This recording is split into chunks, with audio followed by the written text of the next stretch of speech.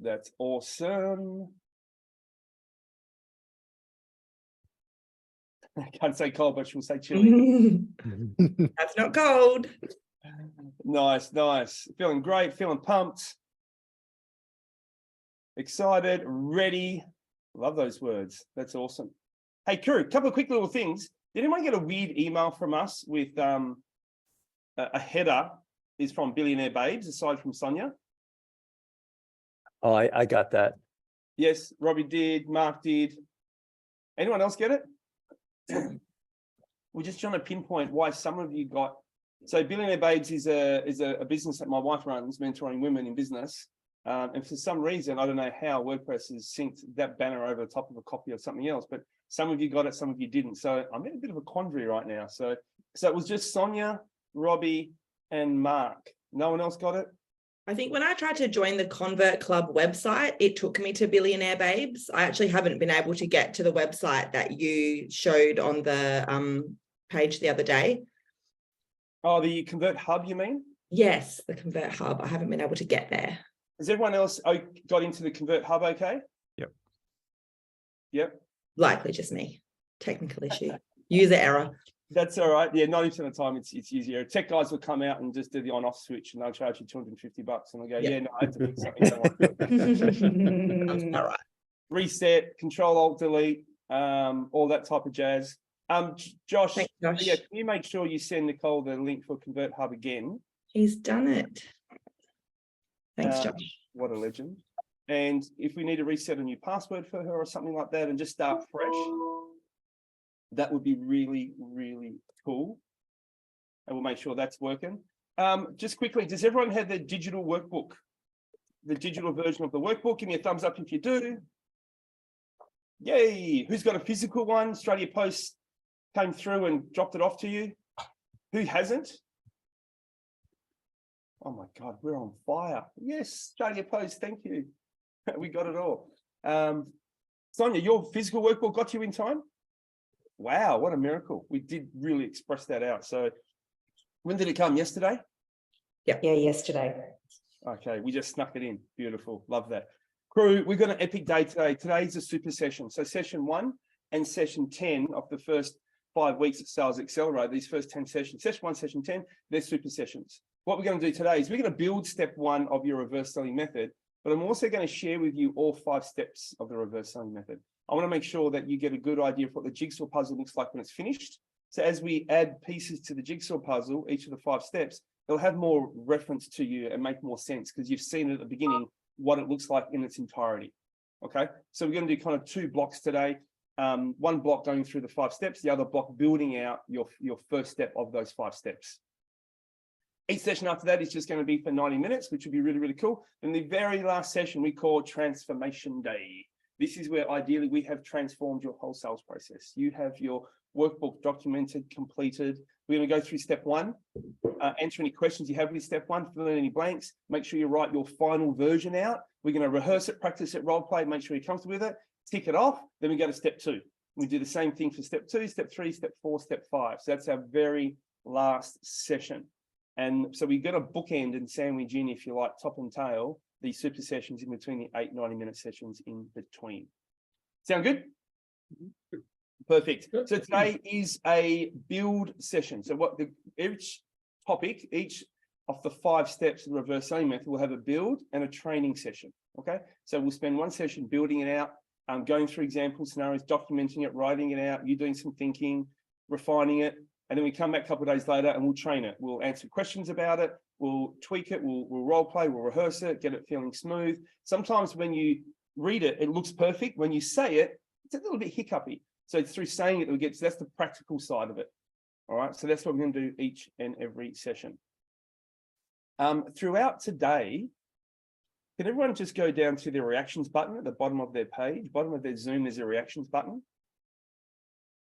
Hey, KG's just give us a bit of a party hat going on. Okay. Sonia looks very surprised.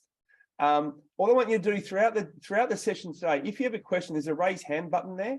So just raise your hand like this. That'll let me know you've got a question. Of course, you have a real hand, so you can always just raise your real hand as well and give us a bit of wave around. I'll get that as well. But if I'm mid-flow or something like that and something comes to you and you don't want to interrupt me mid-flow, just hit the raise hand button, then obviously you can lower it again. So do that throughout today. If I say something and you kind of get an epiphany, you know, when you just get that mic drop moment where someone says something, you go, oh my God, that's me. Oh, I can use that. That's really awesome. Just hit the love button throughout today. Let me know that throughout today, something I'm saying is going to hitting home and resonating with you. You might do it 50 times today. You might do it 5 times today. So give us a bit of feedback so I know how you're tracking. If you're a party person, you think, wow, that's going to change my life and it's a big party, hit the party button as well. Or give us a thumbs up button. We got some cheeky characters in here. If you laugh at someone's joke, feel free to have a bit of a giggle on the screen. So let's use our reactions button. Also in the chat box, if something's going on today in the chat box and you love it, give that person an acknowledgement or something I say, or so feel free to use the chat box as well throughout today if you want to. Sound good? Love it. Team, we're just going to get straight into it. There is so much to go through. So no messing around. We're just going to fly. What I want everyone to do is open up your workbook. In your workbook, you will have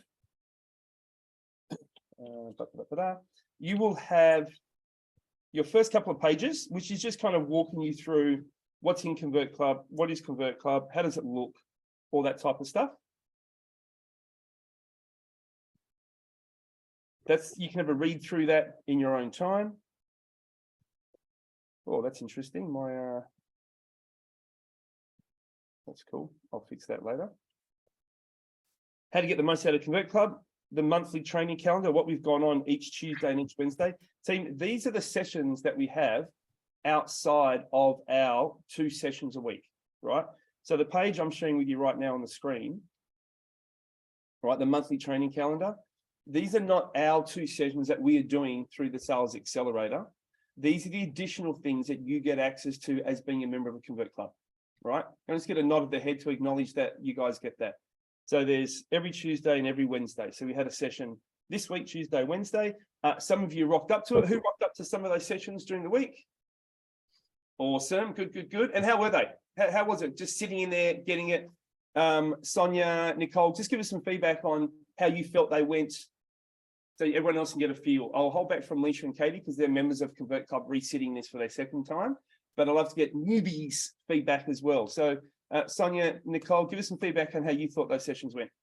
Yeah, it was interesting just to see the kind of expertise that you are giving. So if we're having some kind of issue along the weeks and we want some immediate help with that, we can jump into that session. Yep. And it was interesting how you gave some pretty structured advice on how to, move forward with whatever particular issue was going on. Yeah, good. Awesome. I'm glad you picked it up. Sonia, anything from you? Yeah, I think I was 4th in the queue. And by the time you got to me, most of my questions were answered, which I found interesting because obviously everyone's experiencing similar challenges. So, but yeah, really, really helpful information. Thank you.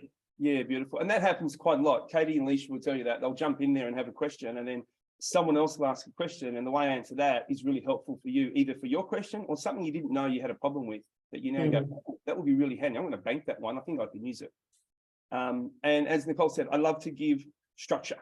So you've got a model to implement, a model to follow, a really clear best next step. The goal is everyone gets a next step very clear for them.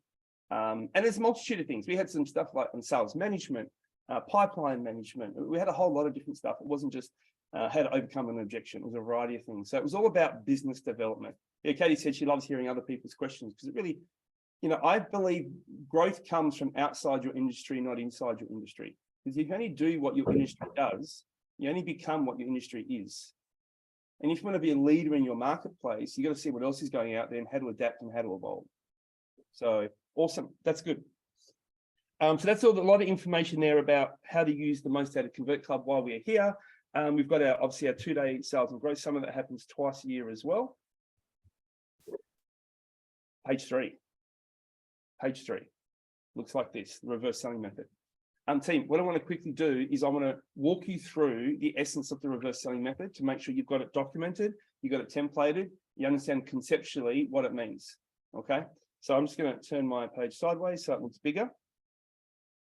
Let's fill this in as we go. Now, for those that are using the digital workbook, some people like to use the written one first, and then they transfer their final version of their written workbook into their doc.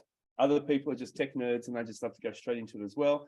You can click on each of those little circles and things like that, and you can type stuff in there. I'm just a handwritten, I'm a bit of an old French Flintstone guy, just get the chisel out and my brain works better that way. Okay, team, selling for far too long has been separated from the core essence of what business is all about. And I want to bring that back together. Okay, I want to make sure that sales means something to you and your team. Sales is, if you like, the engine of business growth, right? It's the fuel that makes the car drive. If your business is the car, sales is the fuel and the engine that makes it rock and roll. Without it, you have no cash flow, you have no revenue. It's hard to invest back into the business. So sales, I want you to see it and see it differently than just script that you have to use to get people to buy your stuff. I want you to see it as a vehicle that's going to enable why you started your business in the first place. And if you're an employee, why you're working in the business that you're here with today. Now, I believe we do things for one reason in life, right? This is my personal opinion, and I want to share and get what you think yours is. I think at the center, the epitome of why we do what we do, if I go to the core center, I believe we do everything for one reason. Lifestyle, right? We want to have the lifestyle that we want to live. Sometimes that's about time, people we work with, the industry that we're connected with, the money that we can potentially earn, the next step in our career. But in essence, I think life is about, we work to live, we don't live to work. So we want to build a business and have a career in a company that we work with that gives us a really good lifestyle. And some people agree with that. And for me, lifestyle is all about choice, right? You have more choices. So when I look at a business, I look at it and go, what are the elements that will contribute to you having a really good lifestyle? Now, for some of you that are team members within a business, this is really important for you to understand. So I want you to, if you're a team member here with your business owner, I want you to put on the hat like you own the business today, okay? Take ownership model. You are now the owner of this business. You're not just a team member. There's 3 elements that drive successful business. Element number 1 is we need to have consistent sales flow. Consistent sales flow. There's nothing worse than having good week, bad week, average week, good month, bad month, average month, good quarter, average quarter, bad quarter, good year, average year, bad year. You know that sales roller coaster, right? We want to avoid the sales roller coaster as much as we can. We want to have a sales growth map that looks like this. Every month gets bigger and bigger and bigger and better and better and better. We want consistent sales flow, right? Who would agree that sales flow is a big thing for businesses? The second thing we need is we need really strong cash flow. You're not sharing your screen anymore. Thank you. Oh, good. Really strong cash flow, okay? Really strong cash flow. Because when you've got regular cash flow coming into the business, you can invest back into team members, technology, R&D, marketing, operation systems, technology. Without good cash flow is what strangles the growth of most businesses, right? I've had a lot of employees go, oh, we're making so much money, like we're making revenue, but we're not making profit. We need profit. Revenue is a vanity metric, profit is a sanity metric. So we need a sales process that is consistent, gives us good cash flow, and has good profitability. When you've got those 3 things happening in your business, guess what you have?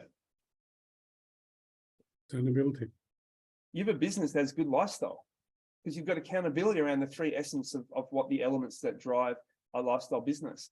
You can afford to maybe not work as much, maybe get a CEO or GM into the business and you go look at your next venture. You can afford to exit your business. If you've got a business, and when I invest in companies, these are the 3 things I look at.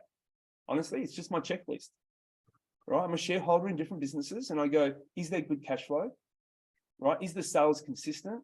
And is there profit at the end of each month, end of each quarter? And they're the first 3 things I look at if I'm ever going to look at investing into a business. So I believe the sales process must talk to these 3 elements. So when we zoomed out and we said, okay, what are the areas that contribute to those three elements? What are the sales drivers? So these are the three business elements. What are the sales drivers? Now, what I'd like you to do, team, at the bottom of your page, you've got each of these segments. So we've got lifestyle. If we were to say in 12 months' time, what your lifestyle looked like, could you please write down what do you want your lifestyle to look like in 12 months' time? It could be 2 personal, 1 business, 2 business, 1 personal. But what does your lifestyle look like? And this is something just for you. We don't have to share this if you don't want to. But can you just take 60 seconds right now and please jot down what would your lifestyle look like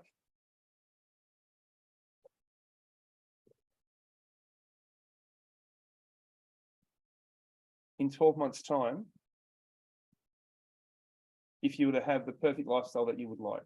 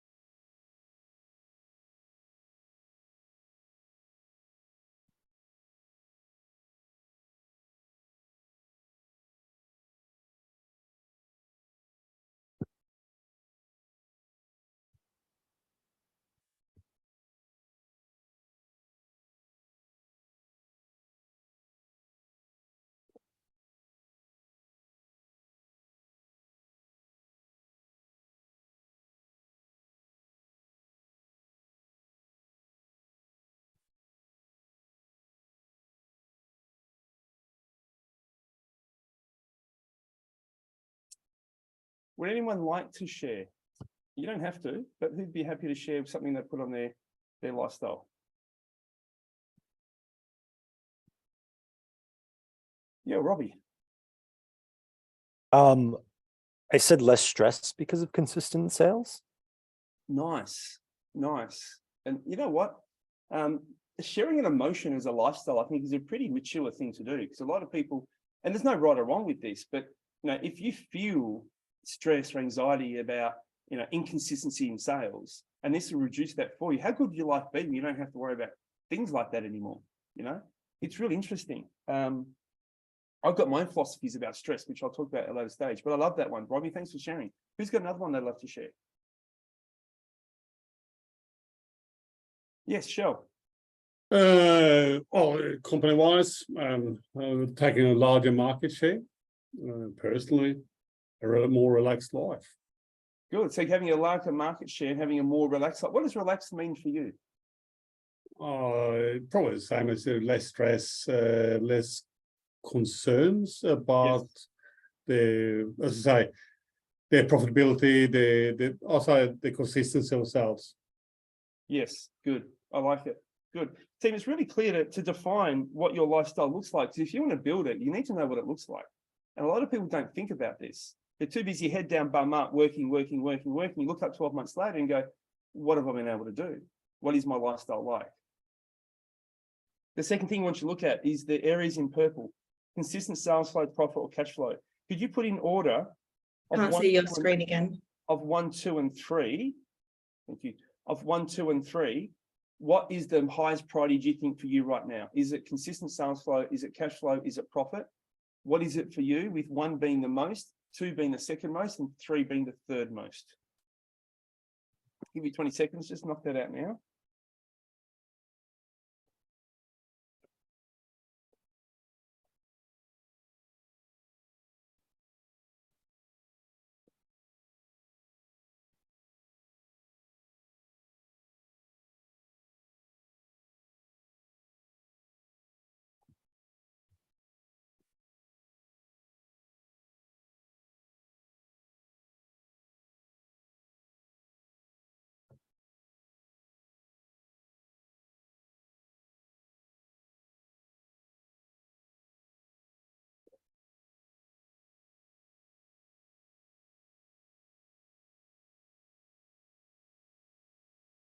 Leisha, what did you have?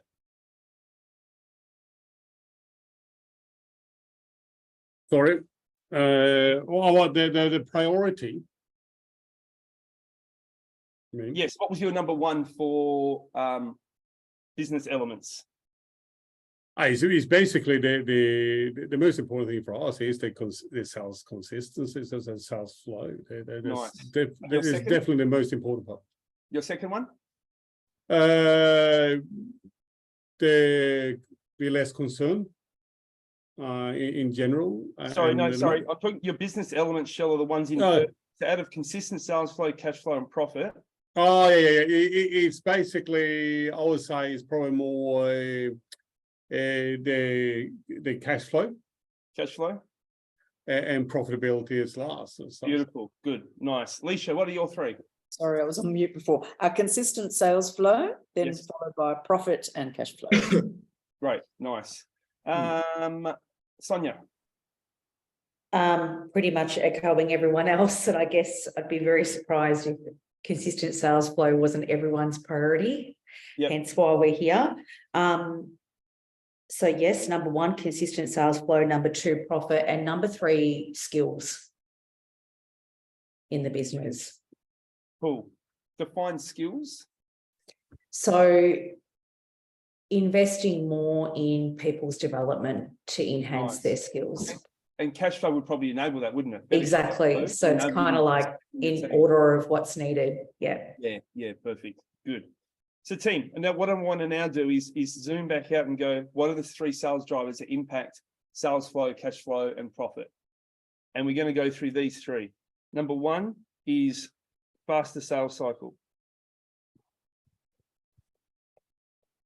I also call this SOS, speed of sale, right? We want your customers to make decisions quicker and easier. Who would love that? Quicker decision making. Because when you're spending all this time calling old leads, guess what you're not doing? Calling new leads. So we need to make sure we've got the ability, right, to convert leads quicker and faster to enable less follow-up. That means your ceiling, income ceiling gets higher, the possibility gets greater. Because if I'm calling old leads, I can't call new leads, therefore I can't get more growth. You're going to have that like a bit of Glad wrap just sitting over your head. You can't see it, but something stopping you from breaking through to the next level. So speed of sale has an impact on that. Sales driver number two is increasing, having a higher average dollar per sale. Having a higher average dollar per sale. So the amount of money each customer spends, how can we increase that? So let's say, for example, you have a $10,000 product, a $20,000 product, and a $30,000 product. And you might say 80% of my sales are here, 15% of my sales here, and 5% of my sales are here. How can we change that so that 45% of our sales are here, 35% of our sales are here, and only 20% of our sales are here? How can we increase the average dollar per sale? Now, who knows the three ways to increase the average dollar per sale? Let me get an idea of the three core ways how to increase your average dollar per sale. The amount each customer spends with you, how do we maximize that? There's three ways. Who can give me one?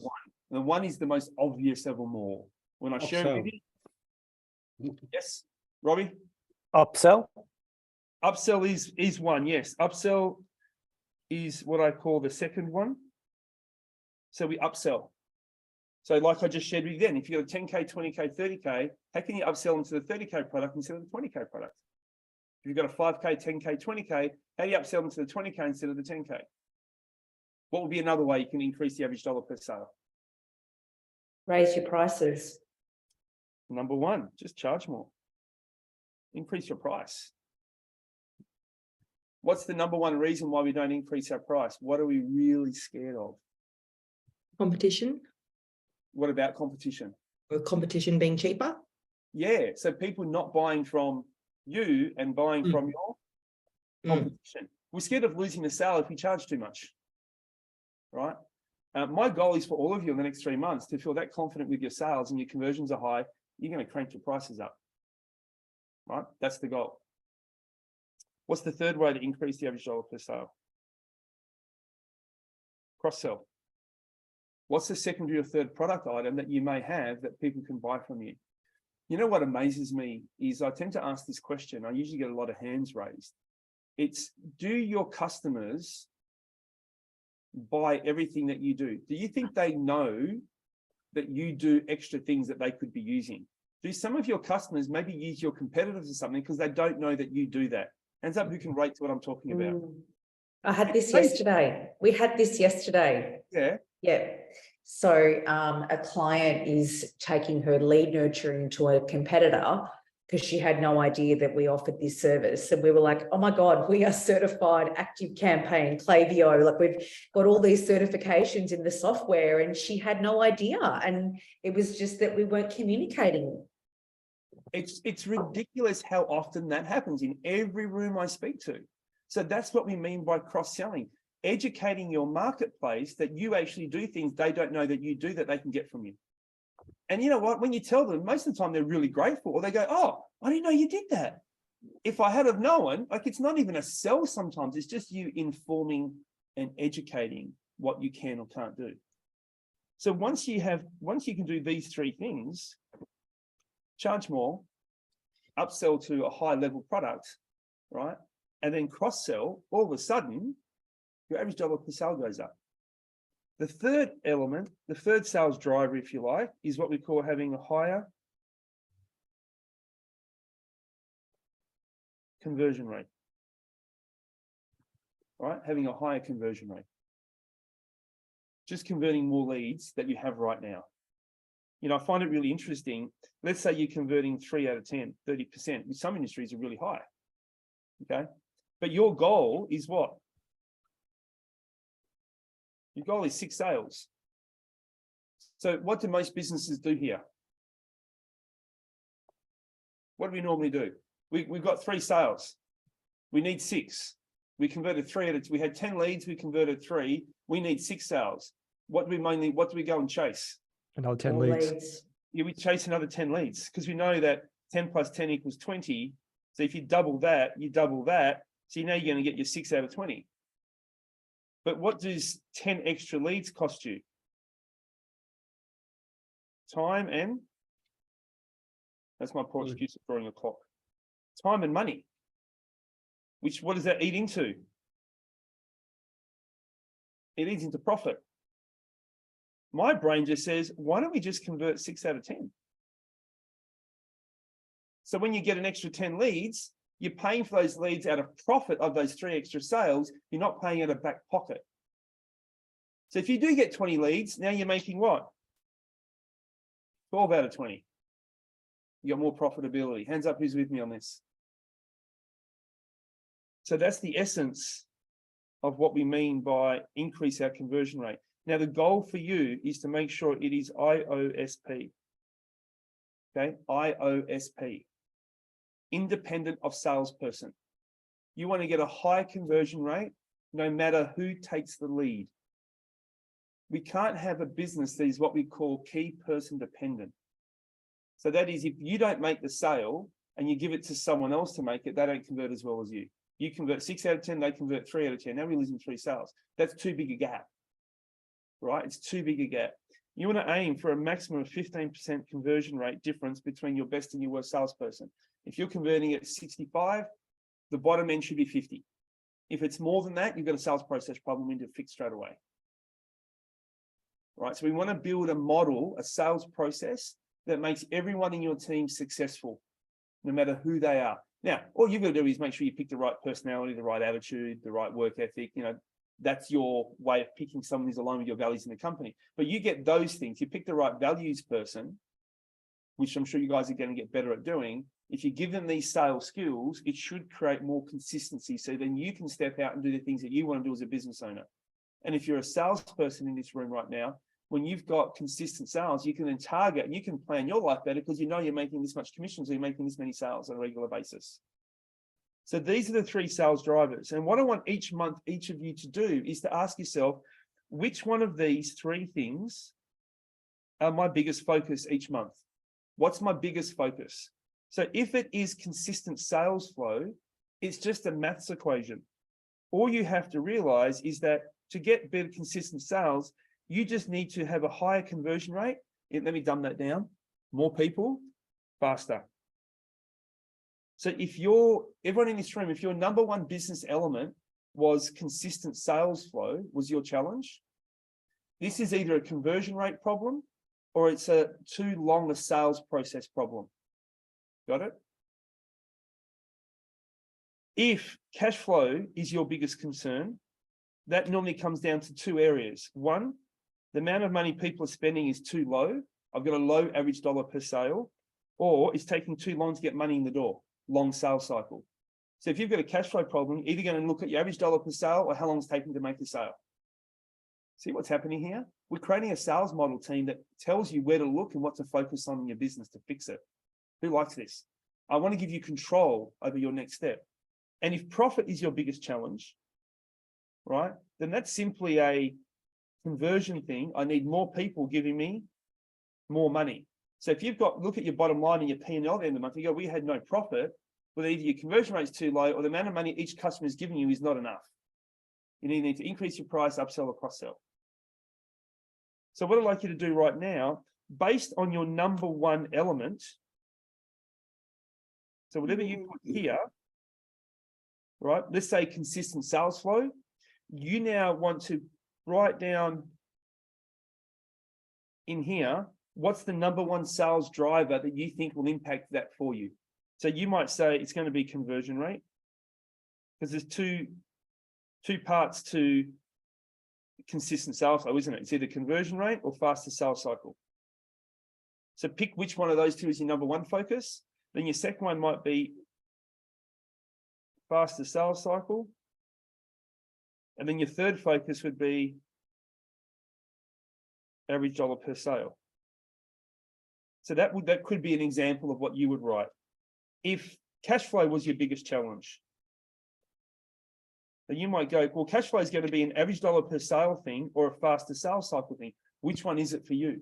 You might go, you know what, we need to make sure we know how to increase our price. So my average dollar per sale, I need to work on that. That's going to be our biggest focus. Then it's going to be getting decisions quicker. So I have to do less follow-up. We've got a long pipeline of leads that haven't bought yet. And then you might say it's conversion rate, conversion percentage. So now you can have your three focuses. Has everyone written theirs down?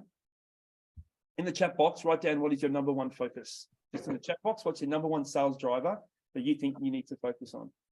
Oh, Katie's ahead, she's put all three. Conversions first, faster sales cycle second, increasing price per sale. Nicole says conversion rate, Mark says conversion rate. Hey team, just for everyone in the room, can you click on your little three dots on your image, go rename, and just make sure you put first name and business name in brackets so everyone knows your company name as well. What else have we got? Conversion, faster sales cycle, and then increase average dollar per sale, specifically cross-selling. There's so much low-hanging fruit in cross-selling, like it's ridiculous. If you just did a campaign and went to your existing clients and told them other things that you do, you would make an extra 10, 20, 30% that you did last month. That simple. Michelle, nice. Conversion rate, faster sales cycle, average dollar per sale.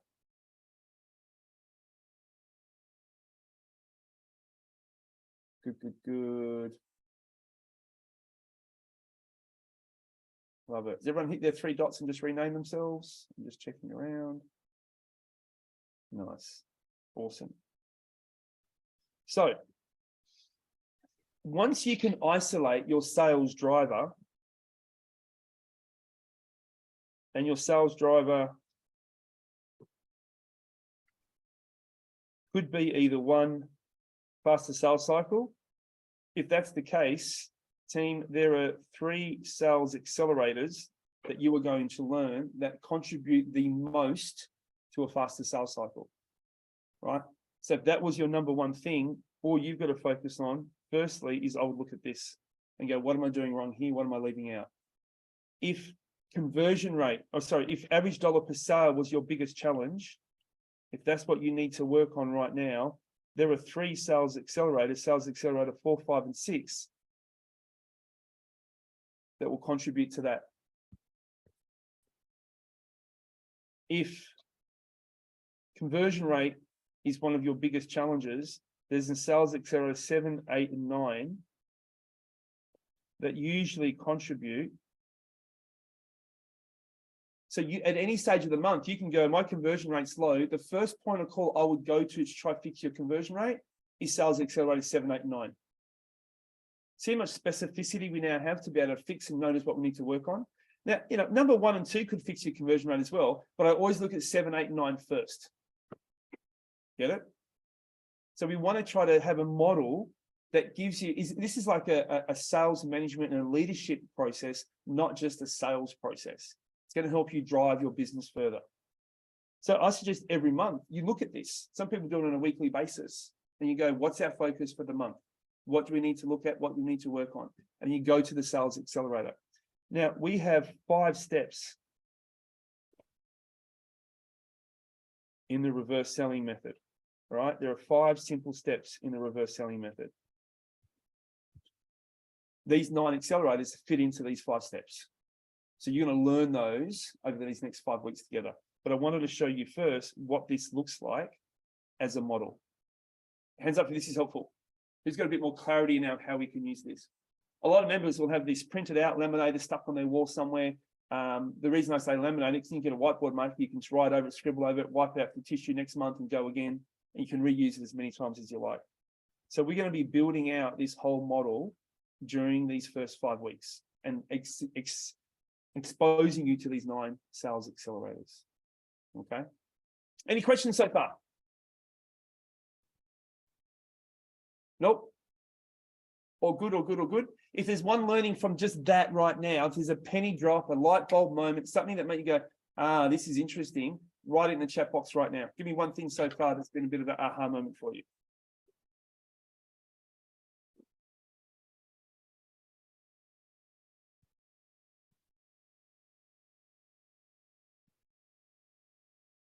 Excuse me.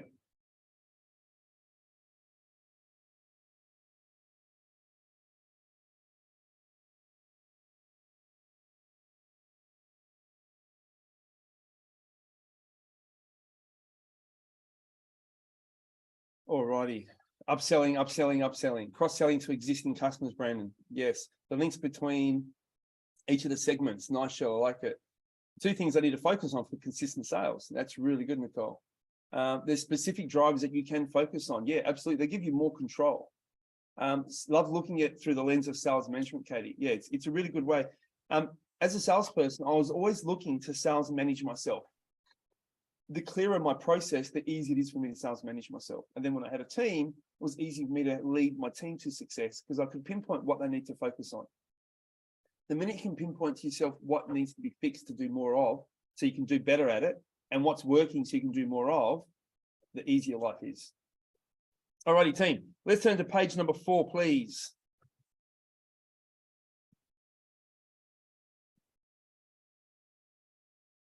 Cool. Page number 4 is called the Consumer Insights Model. Okay. This Consumer Insights Model, this is the model that will help you understand how customers like to buy. It gives you insight into how customers buy. This is the core foundation that the reverse selling method sits on top of. You know, if you want to build a skyscraper, what do you need to build first? A really solid what?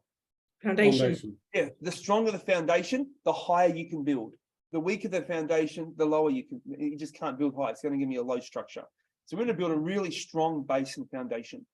This, what I'm about to share with you right now, this is the filter I run everything through before I open my mouth. This is the filter I run everything through before I press send on a text message. This is the filter I run everything through before I send an email.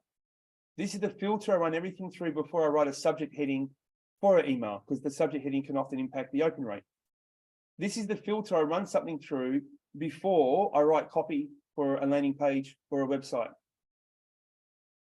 This is the filter that lets me know if what I'm about to do is going to give me the best result. So this is how much power I put within this model.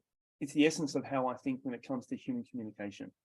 So to do that, I'm tell a little bit of psychology of how the human brain works, okay? Now, you will get, the brain gets bombarded by information every second of every day, right? And we get bombarded by your core senses, your sight, your sound, your touch, your smell, your taste, your feel, right? You get bombarded. You see someone for the first time. You enter a room for the first time. You have an experience. The first thing your brain does when it experiences something for the first time, it creates a thought, right? It has a certain thought. It thinks something, right? Now, those thoughts often sometimes within a nanosecond, sometimes you actually feel they happen simultaneously. Will fire off electron, which can then secrete a hormone, and how you think will dictate how you feel. How you think would dictate how you feel. So put it this way, if you have minus VE is my word for negative, if you have a negative thought, you're more than likely to what? A negative feeling. Have a negative feeling, right? If I said to you right now, in 9 minutes time, all of you are going to reteach this back to the room. You have 2 minutes to do it, and we're going to give you a score of 0 to 10. 10, you're amazing. 1, you sucked really badly. Okay, in 9 minutes time. So make sure you take notes on this. Okay, the order of this is going to be Ellie, you're going to go first. Mark, you're going to go. Oh, Ellie's eyes just went. What the? Mark, you're going to be second, right? Leisha third, Tim fourth, Katie fifth, Brandon, Sonia, and then Katie, and then who did I miss? Then Shell. Oh, Nicole. You're going to go last, Nicole. Okay. All good. Ellie, when I said that you're going to go first, what's the first thing that went through your mind? Just unmute yourself. You just unmute. That I didn't want to go first. What was there a word that came to your mind before that? Because your face was like was it like a oh shit? Yeah. Yeah, Face. right. There was an initial word or a sentence that came from that word. It's like, hang on, I don't want to go first. And how did you feel once I said that you're going to go first? What was the feeling that went through your body and your mind? Panic. Panic. Negative thought, negative feeling. The feeling was a feeling of panic. Does that make sense? So if you have a feeling of panic, right, how do you think you're going to act?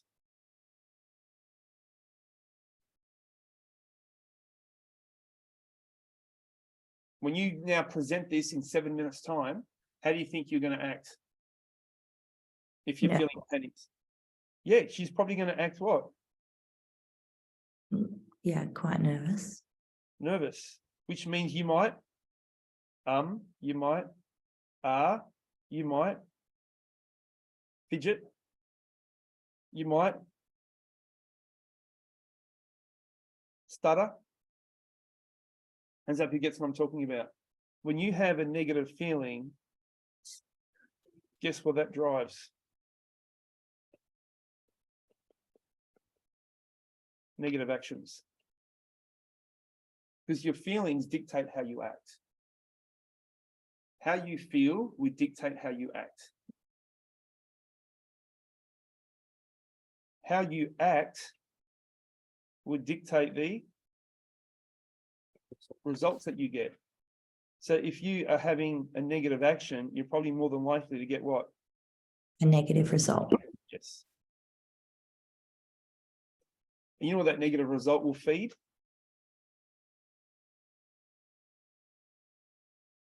It will feed back to your thoughts, and you'll go, I hate public speaking. I hate being put on the spot. And you had this what? This downward spiral of negativity. It's like cold calling. Most people would rather do something else than cold calling. Hands up if that's you. Right? Because when I say cold calling, what's the first thing that comes to your mind? Is it positive or negative? Negative. Negative. So then how do you feel about cold calling? Oh, I'm bugging people, I'm annoying people. What if they hang up on me? What if my brain gets positioned negatively in the marketplace because I'm bugging them? So when you cold call, how are you going to act if you're thinking like that? You're going to act apologetic. Oh, sorry, I hope I haven't caught you at a bad time. You even procrastinate not even doing it. You'll You do won't it- be confident when you No, call. you won't. So if the confidence is low in how you act, what are the results going to be like? People are going to go, how'd you have a number? Why'd you call me? Stop calling me. How are you going to get, and you're going to go, I hate cold calling. I'm a weirdo. I love cold calling. Do you know why? Because you're good at it. Yeah, I have a 72% success rate in cold calling. Wow. My Wow. results are really, really positive. Give me and now I had to, right? Because my first business, I didn't have any money for marketing. So I literally got the white pages out. Who remembers the white pages? Yeah. And I had 6 businesses in my catchment area. I had a gym, right? And I was on the beach. You might think, cool, the gym on the beach. It's not cool. 180 degrees, my population of fish. You know, and we didn't have internet in the 90s, in the early 90s. So everything was like fly drops and newspaper ads and stuff like that. So you can't do a fly drop to the fish, and they don't really like to work out much. So I only had 6 suburbs in my catchment area.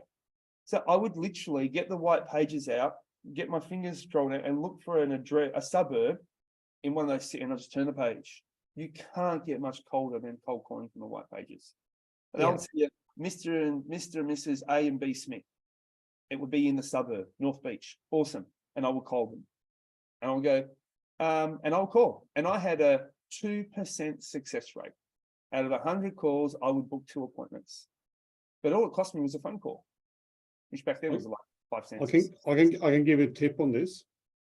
We actually implement something within our sales organization, and it's a much more efficient way. We have clients going out, we go to the totally wrong client who's not interested in what we're doing. It only takes one question. Do you know anyone who might be of interest? Mhm. The sales guy always have to ask it.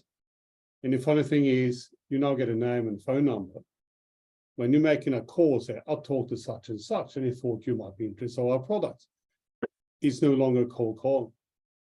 It's actually made a warm call straight away. And I get your attention because you have a neutral acquaintancy and I'm listening to you. Yeah, what's really important to understand, if someone's not your client, there's nothing wrong with asking who do they know they could be. Yeah. So every call can be a positive call. I'm going to change a bit of that language for you, Shell, that make it even more powerful later on, okay? Yeah. Because one word, if you change, will have you even higher success rate. So I had 2 out of 10, and then I got it to 5 out of 10, 5 out of 100. Then I got it to 13 out of 100. Then I got to 26 out of 100. Eventually I got 72 out of 100 people. And I changed one thing every call that I made. So I started getting more, the way I thought about cold calling, I never thought that I was bugging someone, annoying someone. I never thought about I was going to get rejected. I was just trying to figure out the best way to get in front of more people. So when I cold call someone now, I just think that you're a friend I haven't met yet. My mindset goes, it is your gift that I'm speaking to you right now, because I know in 3 to 6 months' time, your life is going to change, your business is going to change, your sales is going to grow. I have too many success stories in my brain, historically, in my database that I've helped. So I know when I speak to you, Brandon, I know your life is going to be better for it. And that's the mindset, that's the thought I bring to the cold call. Hands up, who gets that? That's my thought. So then how do I feel when I'm on that call? Give me some words that you think of how I feel on a cold call. Throw them at me. Confident, Confident. What else? self-assured. Self-assured. Absolutely. What else? Not Empowered. friendly, warm, Yeah. engaging. I'm not I don't put my Sandra Sully newsreader voice on. I don't put No. my caller's voice on, right? I'm just knowing that I can help you. So because I'm feeling that way, my actions mirror those feelings, therefore I get those results. So I have this uplift around it. So how does this consumer insights model works 2 ways. Change the way you think about selling. It will change how you feel, it will change what you do, it will change your results. You know, I was just going to also add, Pete, that I feel like there's a huge opportunity for all of us with this approach, because so many businesses have abandoned this old method, just relying on the internet to deliver them leads, which I still think is an essential function to have in your business, but this is still a channel that is really underrated. Yeah, and I'm not saying go out and just dump everything in cold call. Cold call is what I call an AWA strategy, as well as. If I was to start fresh again and I had no money for marketing, no database, no social media presence, no one knew who I was, right? I would start building all of that But while I was doing it, if I wanted quick cash, I'd just jump on the phone and start calling people.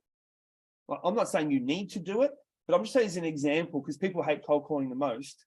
My mindset around selling was different to everyone else's. Just nod your head if this makes sense. And I want to share that gift with you. If you can change your mindset to realize that the person you are speaking to, it is their gift that you are speaking to them because you have something that can help them. Who feels that way? Who feels that if someone used what you did, what you do, it would make their life better? Personal, professional, right? That's what I want you to have in your head. In fact, before I jump on a stage, I did a presentation in front of 720 people at the convention center in Gold Coast last week. And I jumped on that stage and my head, you know what I read before I went on stage? Some case studies, success stories, and testimonies with clients that I've helped. So it put me in the mindset, everyone in this room wants to hear what I've got to say. I was there for them. I got out of my internal dialogue. A lot of people absolutely shit bricks if they get in front of a stage in front of 720 people with 3 massive 20-meter screens behind you with all the lights and bells and whistles. Like, I'm in my prime. I love that because I'm here to impact. I'm here to help. I'm here to enable. I'm here to give information. That's the stuff that is really, really cool. But it starts with your thoughts.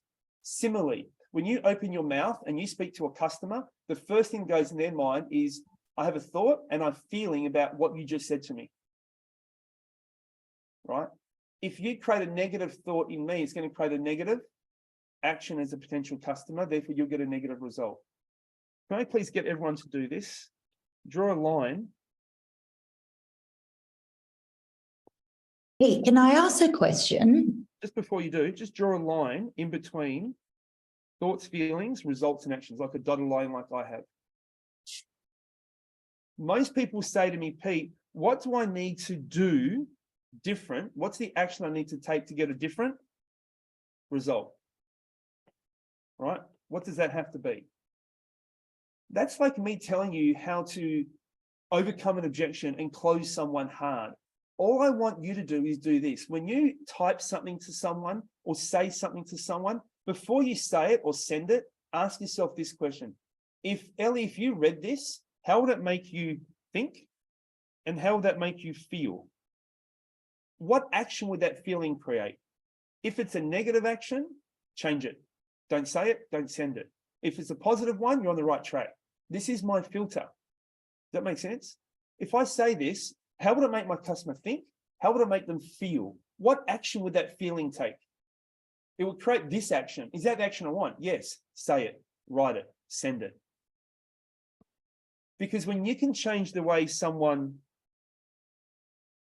thinks and you can change the way they feel, you have control of all this, they will take their own action. And that will be to respond to your marketing campaign, respond to your lead magnet, book in that appointment, make that sale, buy from you and not somebody else.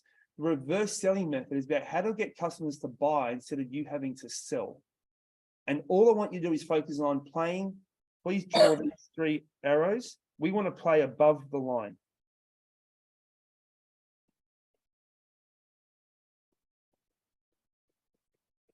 Play above the line. That's all I want you to focus on, is playing above the line. Focus on how is what I'm about to do going to make you think and feel.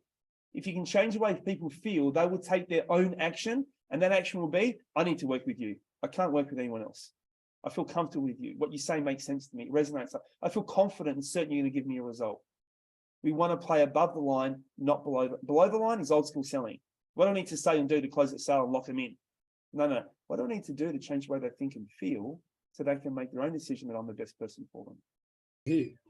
Hands up who resonates with this. Awesome. There's somebody who was going to say something before I cut you off. Who was that? Me. Ellie.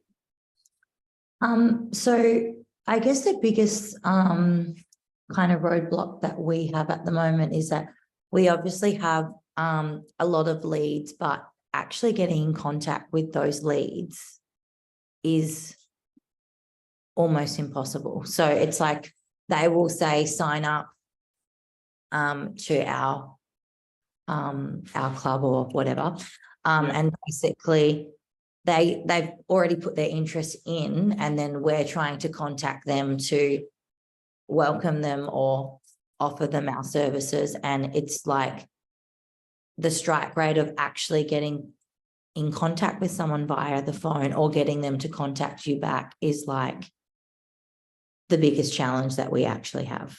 Yes, I can imagine that. And for your industry, that is quite common. In fact, the question I had, I was on stage last week at that conference, and someone said, "Pete, we struggle to get hold of people. Like, Yeah. we have lots of leads. What can I do to fix that?" Right. Let me just share my screen. So this was a message that I just got yesterday, Wednesday at 9:48. Said, "Hi, Peter, thanks so much for coming to the summit in the Gold Coast. I work at Snap Fitness, Mount Roskill, Auckland, New Zealand, and I've now been micro texting all my leads. And after 4 days, we are now up to a 70% reply rate." Because they had the same problem. They had a 20%. Like, we got leads. I'm only getting hold of 2 out of 10 leads. Is that kind of similar to you? Yeah, pretty much. Yeah. He's now got a 70% reply rate. Then he screenshots some examples of the text messages he's been sending. And, one of them is going, "Yes, I want to join." He's not only booking appointments, people are wanting to buy. And he said, "I'm just surprised how well it worked." Right. And then he sent another one that worked really, really well to bring a friend down. I share this with you because some of the methodologies that we are going to use are going to help you get the same result that he got. Right. And one thing I'm going to give you, please make a note of this. Can you go watch the Sell by Chat Sales Masterclass in the Convert Hub? The number one engagement tool that people reply back to most is this. Sorry, that's my phone. It's a phone. Oh, Right? People pick up the phone less and they reply to SMSs more. So what I taught them is how to message people in a way where they want to get back to you. And in the last 4 days, he's averaging a 70% reply rate. Would you be happy with a 70% reply rate? Mhm. Yep. I just taught the principles in that sales masterclass you get access to for free. Right now, I taught a couple of the principles. You've got the whole masterclass there. So can you watch that masterclass? Come to next Tuesday or Wednesday's coaching session after you've watched it, and then let's go through a couple of scenarios together. Is that helpful? thanks. It made such a difference. In fact, Josh has just put the link in the chat box for you. If you want to click on it, it'll take you straight to that page as well. Awesome. Team, does this make sense to everybody? We want to play above the line, not below the line. That's the core essence. Okay, above the line, not below the line. So what I'm going to do now, team, is I'm going to walk you through the 5 steps of the reverse selling method.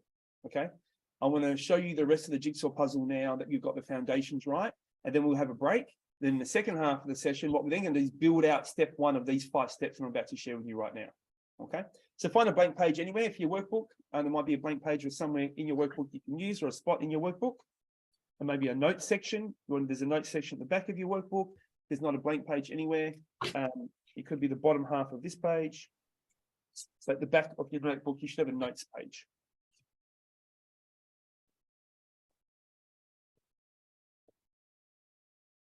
Okay, step 1 of the reverse selling method. I really don't like to make things complex. I don't have fancy schmancy names for a lot of stuff. I just want to make it really, really simple. Okay, so step 1 is called your introduction. Right, your introduction. There is one sole goal that you want to achieve at the introduction. I'm going to talk about the step, and then I'm going to talk about the outcome you need to achieve from the step.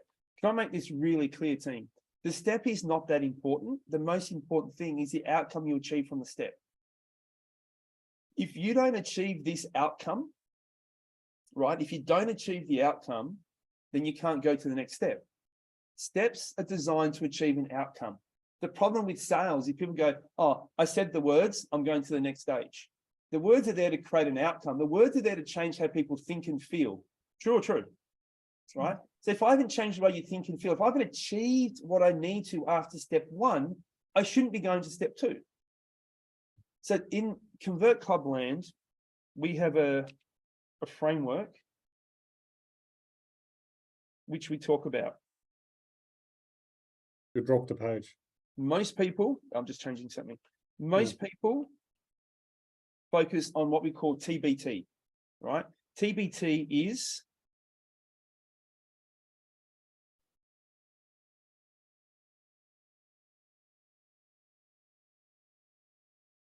task-based thinking.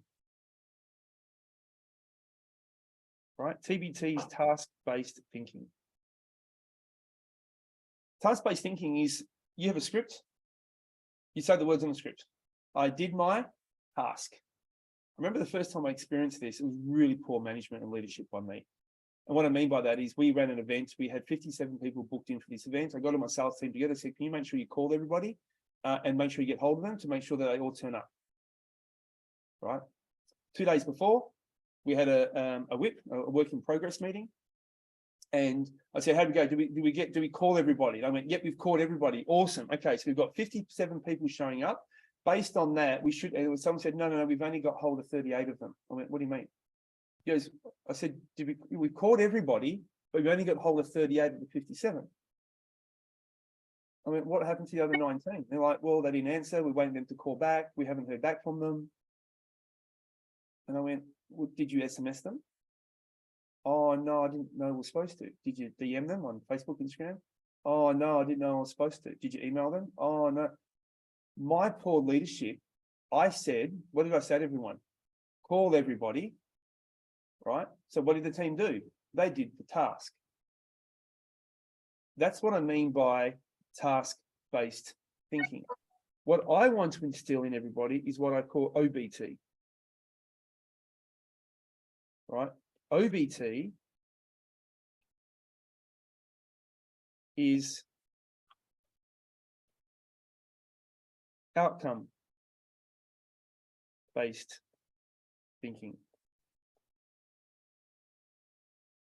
We're here to achieve an outcome. The outcome is to get 57 people to show up. The task was for 57 people. Who can see the distinct difference here? Right? Distinct difference. So what I needed to do was, hey team, we want all 57 people to show up. So let's call them. If they don't answer, do a double dial. If they don't answer, send an SMS. This is the first SMS you send. This is the second SMS you send. This is the third SMS you send. This is when you send them. Then if you're connected with them on LinkedIn or Facebook, Instagram, once you DM, this is what you say on them. This is when you do that.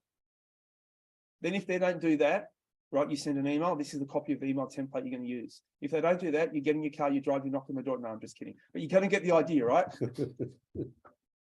Right? It's about achieving outcomes, not doing tasks.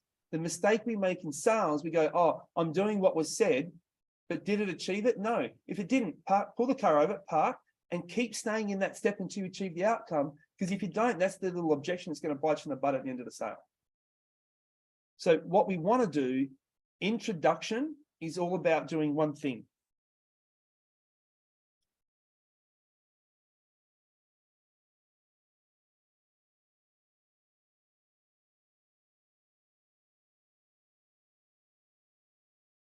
Lowering buyer's resistance.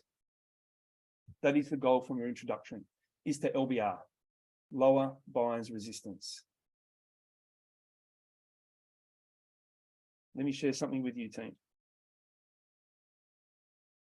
When you first meet somebody, this is on page number 5. Have you all been gone into a retail shop before? And the first thing you do when you go into a retail shop, what does someone say to you? Can I Help you And what is your knee-jerk reflex response to say? leave. Just looking. Yeah, no, thanks. I'm just looking. I'm just browsing. Who's ever said that before? Right? Why do you say that? Because you're not ready to be helped yet. Yeah, you don't want to be sold to. You don't want to be pushed anything. So we call that buyer's resistance. Every customer has a level of buyer's resistance. In fact, get a pen and paper out.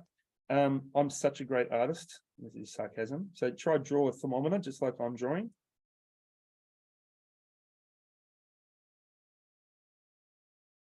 $100 degrees, 80, 60, 40, 20, 0.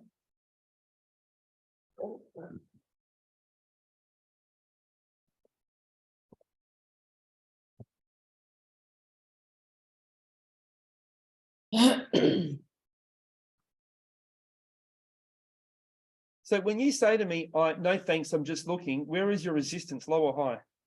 Hi. Aye. So if I was drawing a thermometer, the mercury would be high level of resistance. Yes. What's the opposite of buyer's resistance? Well, Buyer's acceptance. 100%. They're either resist or accept. So if resistance is high, by default, where is acceptance? It's going to be low, isn't it? And this is the problem I find that we have in sales. We are too busy in a hurry trying to, what I call, increase buyer's acceptance. We're too busy trying to increase buyer's acceptance. You know what we haven't done first? Lowered buyer's resistance. You know what that's like? It's like sitting in a car. You put the hand on the, pull up the handbrake, put the car into park. If you're driving an automatic, you put your foot on the brake pedal. And while you've got the foot on the brake pedal, the handbrake on the car in park, you put the foot on the accelerator. Now, is the car going to go anywhere? No. How loud is the engine going to sound? Loud. Loud. The revs are going to redline, right? And eventually you're going to blow your engine because what haven't you done? You haven't taken the foot off the pedal, brake pedal. You haven't released the handbrake. You haven't taken the car out of park and put it into drive. What we need to do first, we need to lower buyer's resistance first. Then we have this magical word called permission, right? We need permission to increase buyer's acceptance.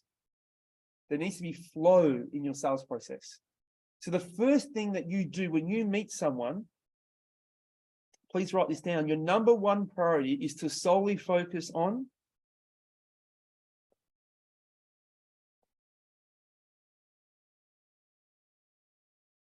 lowering buyer's resistance. That is your number one focus when you first meet someone. The goal of introduction. All I'm trying to do is lower your resistance. You know how I said I had a 72% success rate in cold calling? People like to know my cold call script. It was simple. It was easy, right? Ellie, I would ring you, right? You answer the phone on the third ring. Ring, ring, ring, ring, ring, ring. Hello. Oh, is that Ellie? Is that, sorry, I wouldn't say Ellie because I wouldn't know that. Is that Mrs. I will just assume, because you might have Mr. or Mrs. I'll use whatever's in the white pages, right? Is that Mrs. E. Del Borrello? Yes. Do I say yes? You say whatever you like, and you said yes. My question was designed to get you to say yes, because yes lowers your resistance 5 degrees instantly. Our first communication was a positive. That was our first communication, right? I say, Mr. Aurelio, my name's Pete from the local gym. You know why I said local gym? Because people love to deal with locals. It lowers resistance. I said, Pete, I didn't say, this is Peter Lakovich calling from BC, the Body Club. How formal is that? What do you do when you hear that? Okay, who is it? What do they want? What are they trying to sell me? Your resistance goes up. So I used language that suited my marketplace. I said, it's Pete from the local gym. The reason for my call, and I went straight into the reason for my call. Because what do people do? They give you focus, and you've got like 6 seconds, but you've got someone's attention before they wane. The reason for my call is, right? So you're not in your head going, what does this person want? Because doubt increases resistance. I want to get rid of that doubt and internal dialogue. So the reason for my call is, and I make it about them, I don't make it about me. Most cold callers would say this: hi, Ellie, my name's Peter and I'm from BC the Body Club. And what we do is, and have I got an offer for you? And then you kind of go, oh, sales pitch. But I said, is that Ellie? Is it? Yes, Ellie, it's Pete from the local gym here. Hey, the reason for my quick call here, and I can say quick call because it's quick. You don't think you're going to be sold to. The reason for my quick call is you're at local rate pay here, don't you? You live in the local area, is that correct? You're in North Beach, yes? Yes. I had a lot of people in the local area who didn't know that if you live in the local area as a rate pay, you can actually use my gym for free for a week. Did you know that? No. You didn't get a letter in the letterbox? No. A flyer? No No. one's called you yet? No. Oh my God, I'm so sorry. And now she's pissed off I didn't cold call her earlier because I made it about her. It was nothing about me. It was nothing about the gym. All I'm doing is what? Lower. Lowering. Lowering resistance levels.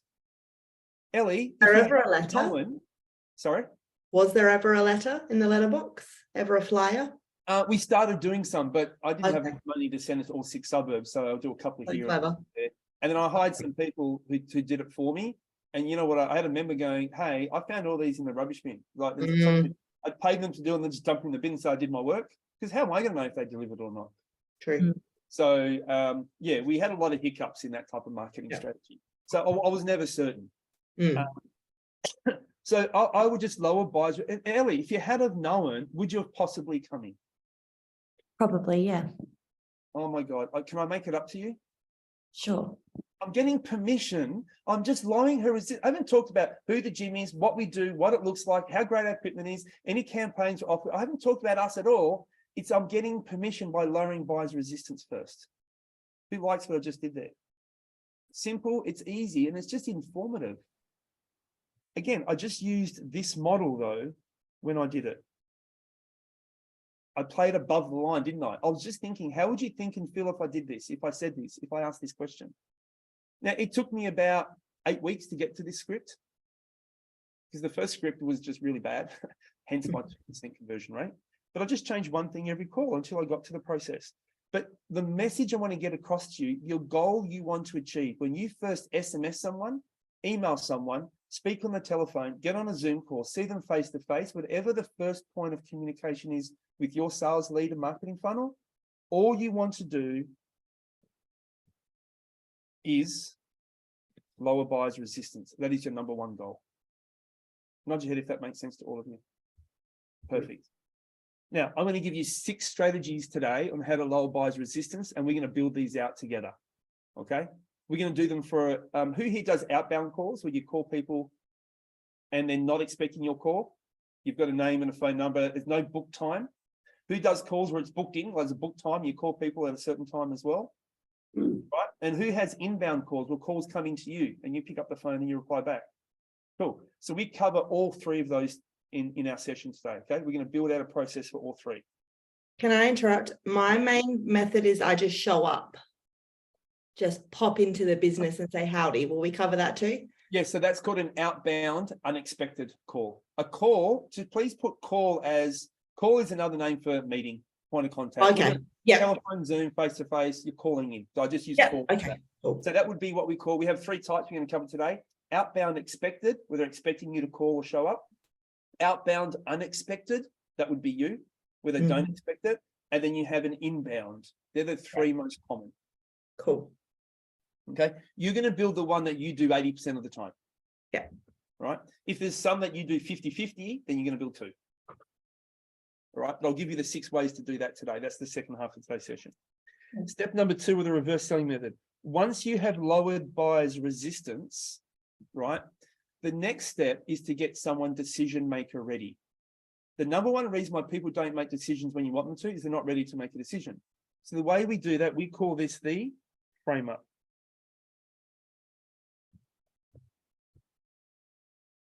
The frame up, as I said, is about getting the customer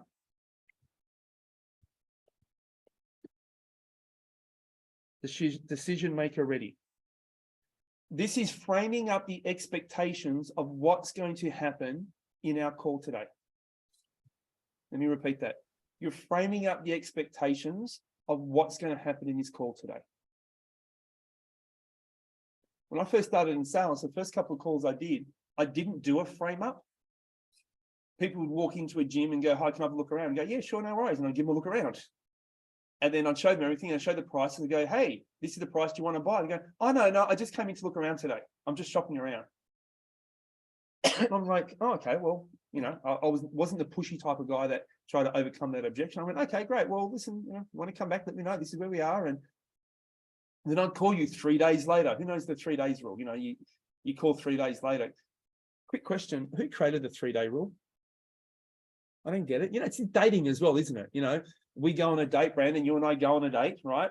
I don't know why I picked Brandon. We got, you know, a room full of women and I picked Brandon, but anyway, that's Hey, I'll come. my role, Brandon. You're a very attractive man. We go on a date and then I don't call him after 3 days until 3 days as to why. Why do we do this 3-day rule? So you don't want to be clingy. Sound desperate. Yeah, you don't want to sound desperate and clingy, right? So we do the same with leads for some reason. Inquiry comes, you don't want to rush back to them. I've asked for many years, I asked everybody, why did you choose me as person you would work with? And a lot of them said, you're the first one to get back to me. Back in the day, right? You're the first one to get back to me. I went, that's interesting. And then I said, listen, Pete, if you don't have my money and you're getting back to me, it takes a long time to get back to me. What's going to be like when I am a client and you do have my money? Like, people love get spoken to the minute they want something and ask for something. So quick reply makes a real big difference. And I used to get back to people really quickly. But what I used to do in the gym, what I didn't do was I would just show people what happened. I'll just show them what they asked for. Can I have a look around? Sure. Can I have information in the club? Sure. What I changed one day, someone said, can I have a look around? I said, sure. Well, listen, why don't we have a quick chat about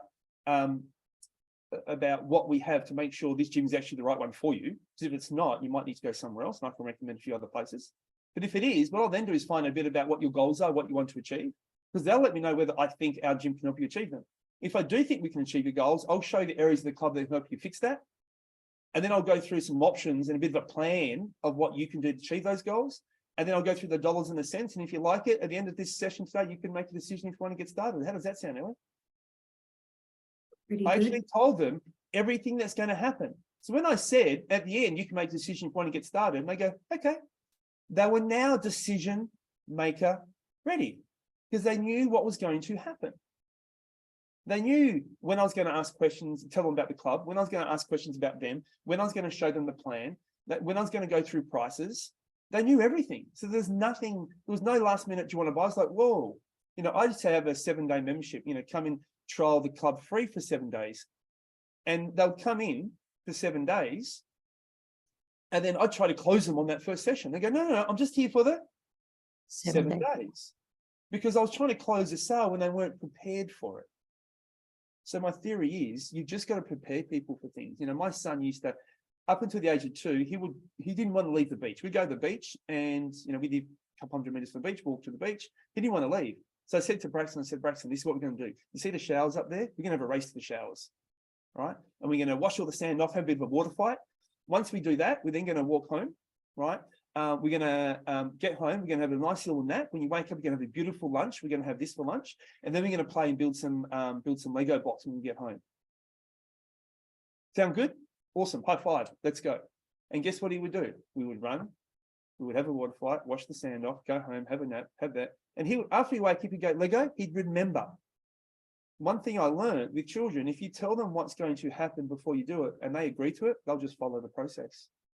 But if you try to spring things on them, and who knows exactly what I'm talking about, right?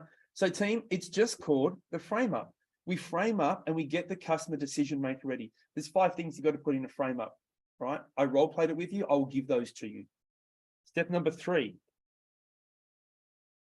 Once you've got someone decision maker ready, and in other words, what I'm saying, they know when they're ready to make a decision. They know all the steps in the process. You now have to do the process. And that next step is called qualification.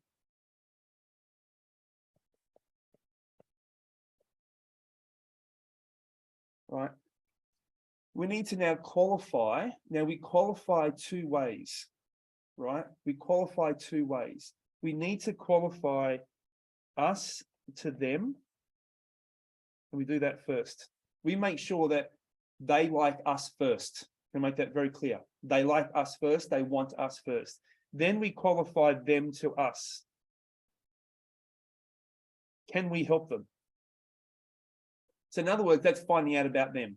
The way we do that is you want to uncover their buying motivators.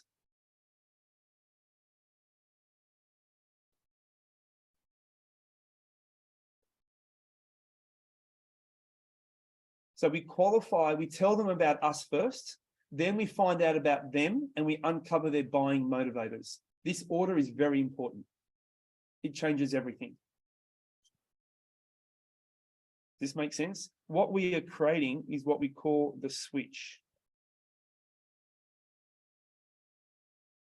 We're creating the switch. in every sales process, we have what we call a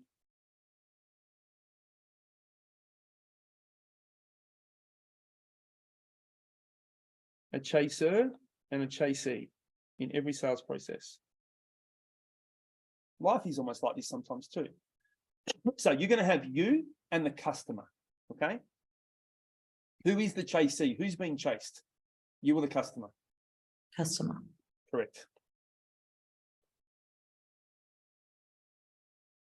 The customer knows that you want their money. They know that you want me to buy from you. They know that. So that you're chasing them and they're being chased. Chaser, chasee. Therefore, who has power? Chaser or chasee? Chasey. 100%. And therefore, who has control? Chasey.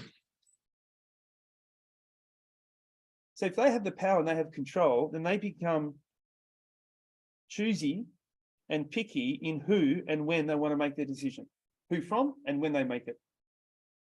So if they have the power, sometimes in the sales process, we can feel power less. When they have control, we feel that we lack control. When they get choosy about who they want to come across, who they want to use, sometimes we can come across as salesy. And then they get picky when they want to make that decision, we can become a bit needy in our follow-up. We don't want to be this, do we? So what we need to do, team, is we need to create what we call the switch. The switch is where you are the chasee and the customer is the chaser, where you become the prize. That's what we mean by the switch. The reverse selling method is all about creating the switch. Does that resonate with everyone? It's all about creating the switch.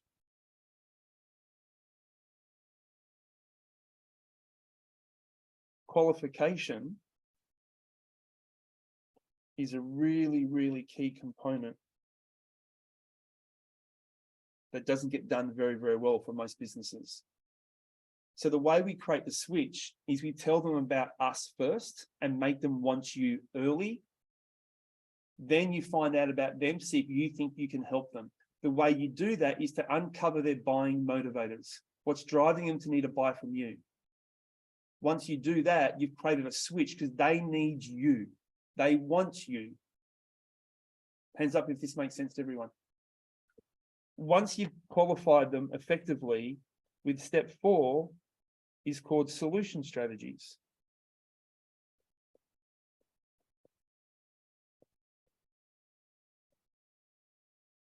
Right, solution strategies.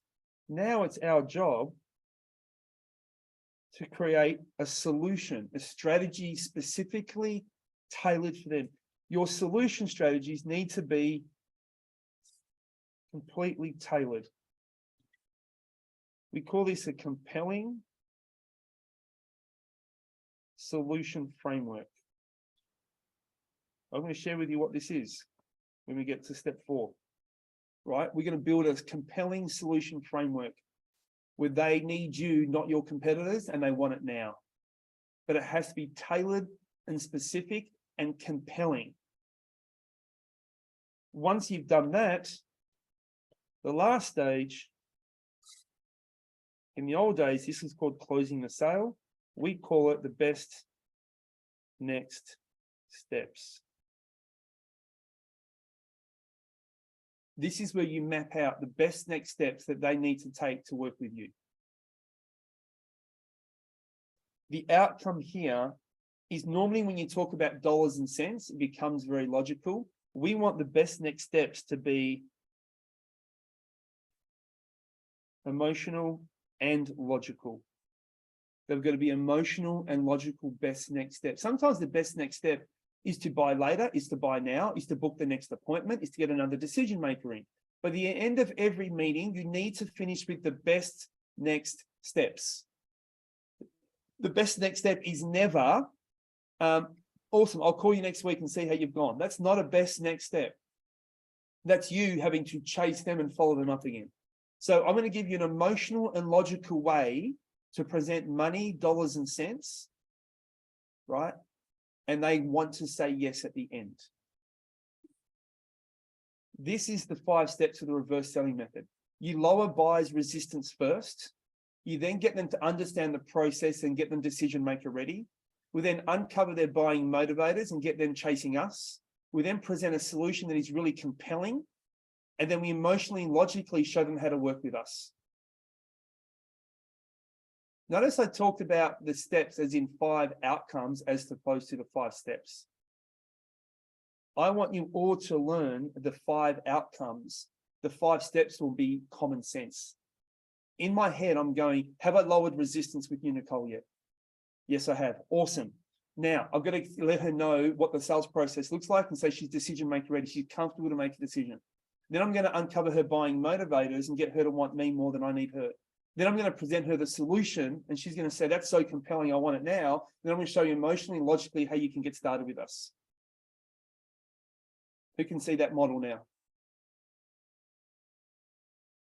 5 really simple steps that flow really well together, and the order is important, right? Our goal over the next 5 weeks is to build each of these steps out together. When we come back from our break in about 3 minutes' time, our focus is solely going to be on here. That's what we're going to build out today. Then when we come back next week, we're going to train and role play what we build out today to make sure it's comfortable and confident for you. Then I want you to go and use this in some calls next week before we come back and build out step 2, the frame up. And we're going to uncover each of these week by week. Is this cool for everybody?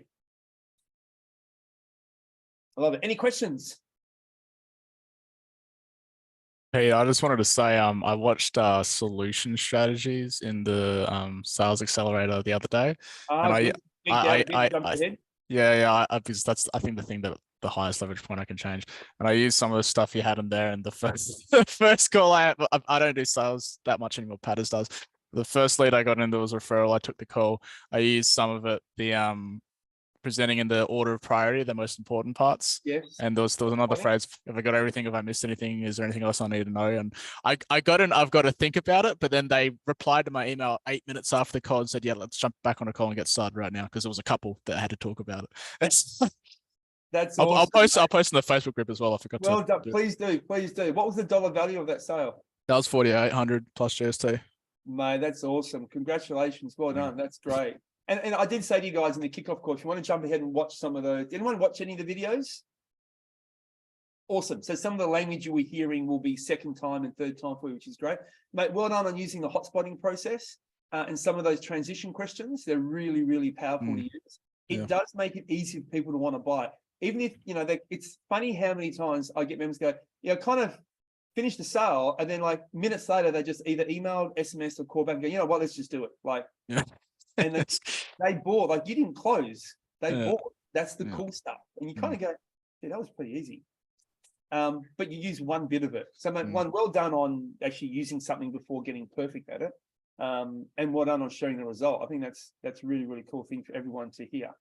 And that's, that's down here. All the way down there. We'll learn that in a few weeks' time. But like, again, feel free to jump ahead if you want to, guys, and listen and watch anything that you do. But mate, thanks so much for sharing that. That's really, really cool. I love that. Any other questions, team? Awesome. Chat box, write down one thing so far from this morning. It's been a bit of a aha moment for you, light bulb moment for you, something that's been valuable for you.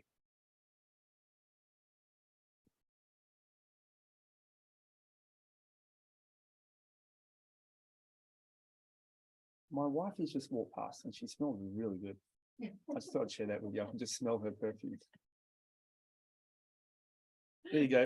When you talk about Katie. Hi, Katie. Hi, guys. When you talk about the 4 forces, the sensory input over here was my smell, and therefore the thought was, oh, that's nice.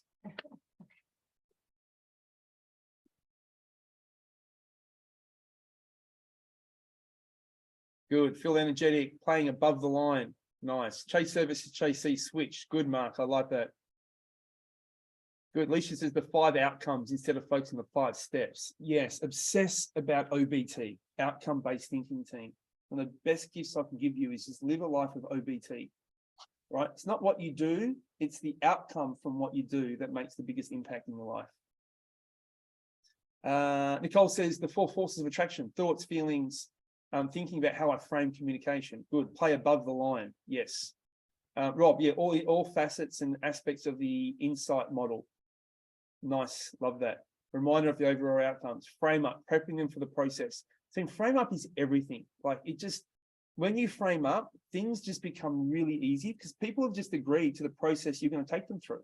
So their mind is ready to go ahead. Like it's such a cool thing to do. It's so simple to do.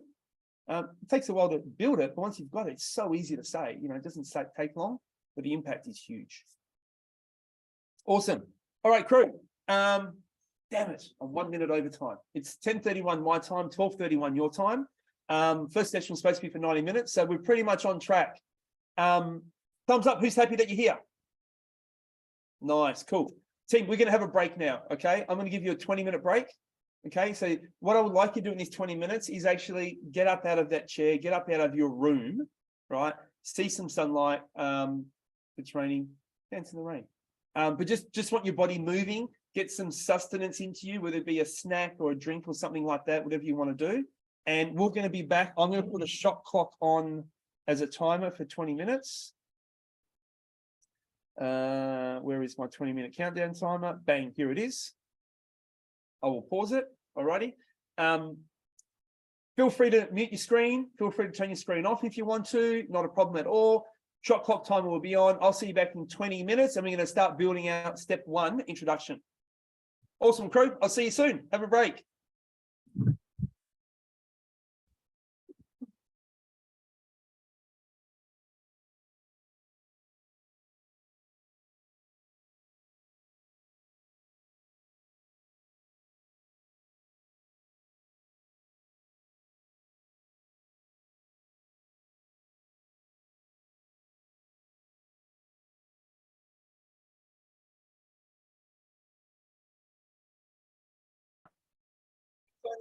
We are getting ready to roll.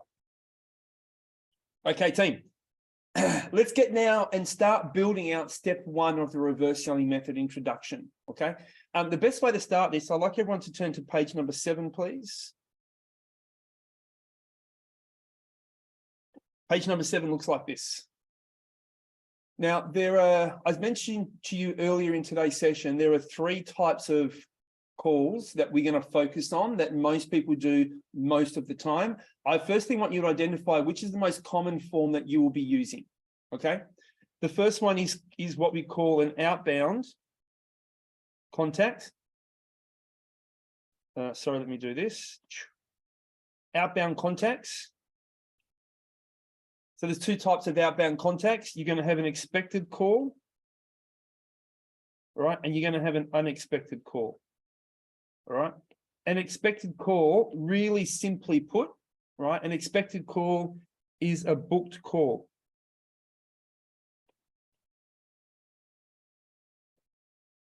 Right? It's just a booked call.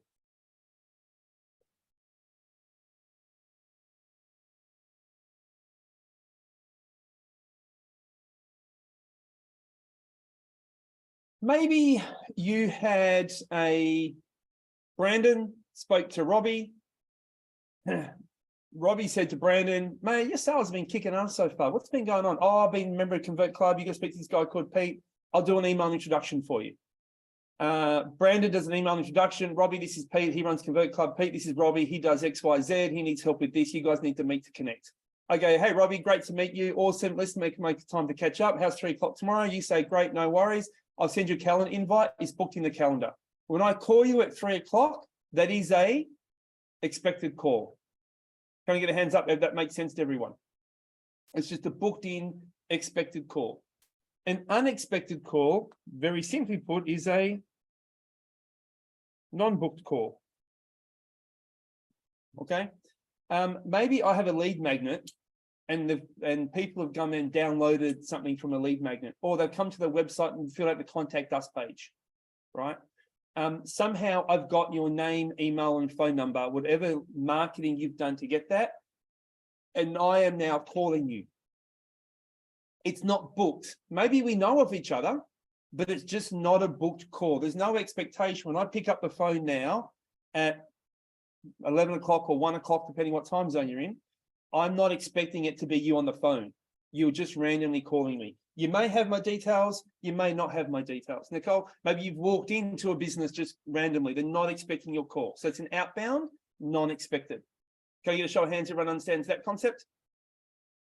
Inbound, very, very simply put, is very self-explanatory, okay?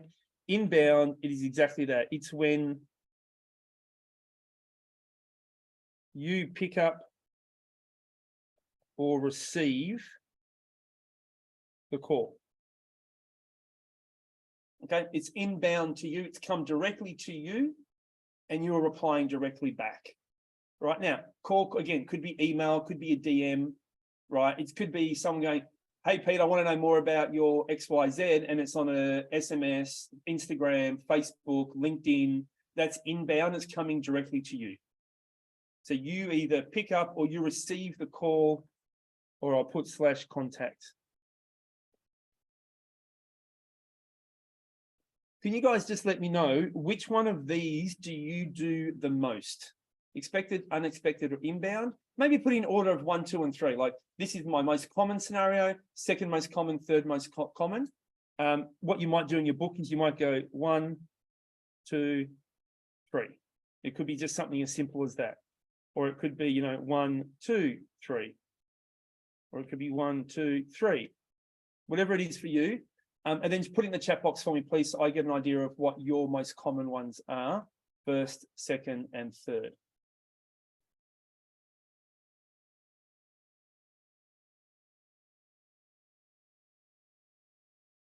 Cool. Hey, Shell, I can just see in the comments box you asked for the Convert Club website address.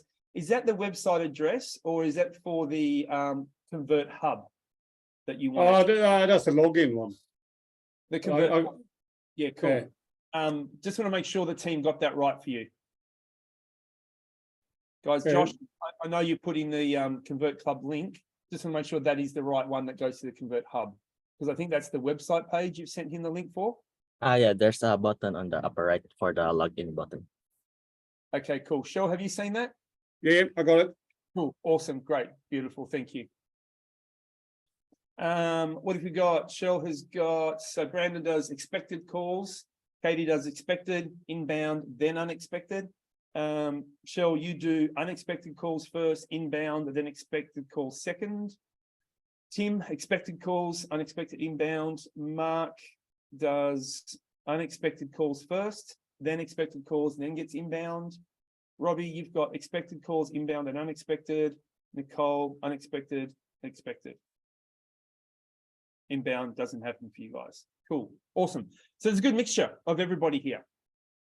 All right, beautiful. So team, what I want to do is I'm going to share with you some techniques and strategies, right, that we're going to use to lower buyers' resistance in the first part of that call, okay? I'm going to show you some tactics and strategies first, then I'm going to put the tactics and strategies into a sequence for you of 6 key areas, all right? So I'm going to explain them to you first. The first one you've got on your page here is called the pause. I'll highlight it in pink for you, okay? It's called the pause. You know, when you pause, it's somebody else's turn to what? Speak. Yes, you feel compelled to finish my Sentence. like you just did then, right? The pause invites conversation. The biggest mistake we make in the introduction is we go on to our little spiel, right? Who's ever been telemarketing cold called at home? Anyone? You know, you get cold called during the day or just before dinner or something like that. Can everyone please close your eyes for me? Close your eyes, close your eyes, close your eyes. Put your hand up on your ear like you're holding a telephone. Awesome. Now, I'm going to ring and I just want you to keep your eyes closed and think about what you are feeling when I go through this process with you. When you open your eyes, you're going to tell me what you're feeling, okay? Ring, ring, ring, ring, ring, ring. Hello, this is Peter calling from XYZ. And what we do is ABC 1, 2, 3, 4, 5, 6. And the reason for my call is I want to open your eyes. What are you feeling right now? Right, hanging up. Who feels like hanging up? Right? Who feels like saying something that's a bit more abrupt and rude, like I'm not interested, how'd you get my number, don't call me, put me on your no call list. Like, it's all negative. Why? Because I went into a 5 to 10 second spiel, 20-second spiel, and your brain just went shut down, resistance up. And then, therefore, because you're feeling that way, you act appropriately. Right? What we want to do as quick as we can, we want to make a statement and pause and invite the other person to contribute to the conversation. Got it? So no long-winded introductions. We use a pause technique to get people to contribute to the conversation early. That's technique number 1. Technique number 2 is called a memory anchor. I'll do that in purple, right? A memory anchor. Does everyone know what a memory anchor is? How you make people remember who you are or what you do. Yeah, a memory anchor is an emotion that is attached to a certain scenario that you experienced. An emotion attached to a certain moment in time that you experienced.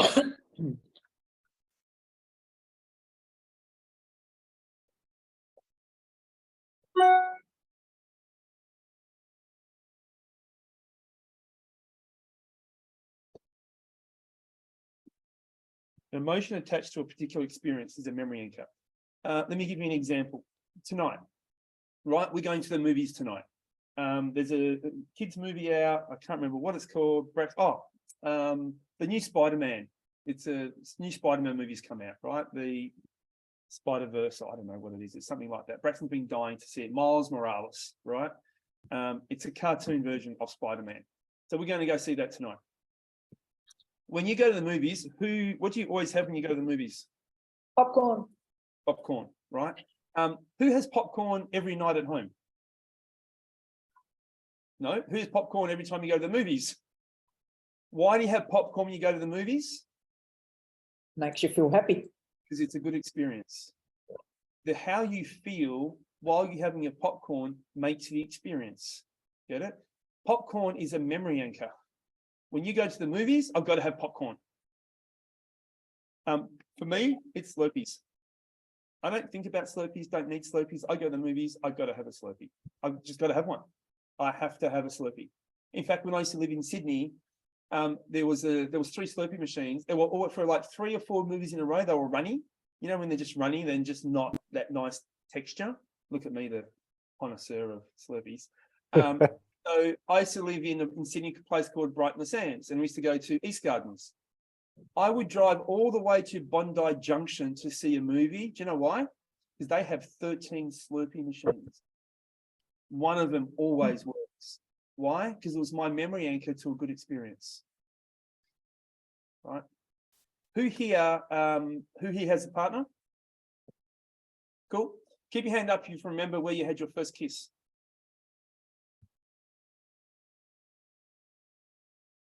Cool. Would anyone like to share where they had their first kiss? A very seedy nightclub called Garage. A seedy nightclub called just the name Garage sounds like it's seedy. It was seedy. Right. Is it still around? I don't think so. I'm too old to go now. Okay. I don't think so. Could you imagine if your partner took you back to that nightclub? That would be hilarious. Blindfolded you, walked you in, you took the blindfold off, you're like, oh my God, what would come flooding back to you? I've got to be honest, I don't even remember what it looks like because I was never super sober at Garage. I love your honesty. I could not describe I was smashed every time I went there. But let's just say, you opened up, there was a sign that said Garage before you walked in. What would come flooding back to you? I guess all that. Or what? All that, stuff where we got together at Garage. I mean, I can still remember it all very clearly. All the emotions you had at that time. Does that make sense? Yeah. So when you tap into a memory anchor, it brings back all the emotions attached to that time in place. quick relationship tip. If you're ever in the dog box and you're not in a good relationship with your partner, take them somewhere that has a high emotional memory anchor. So when they get there, they go, oh my God, this is that tree. We had that first picnic and this, and magic will happen, right? Memory, and everyone's writing notes. Cool. Good tip. Memory anchors are cool. We have 3 memory anchors I want to share with you that if you bring up early in the conversation, it lowers buyers' resistance, because what it brings back is the emotion they had when they first thought of you. Put it this way, what precedes every action?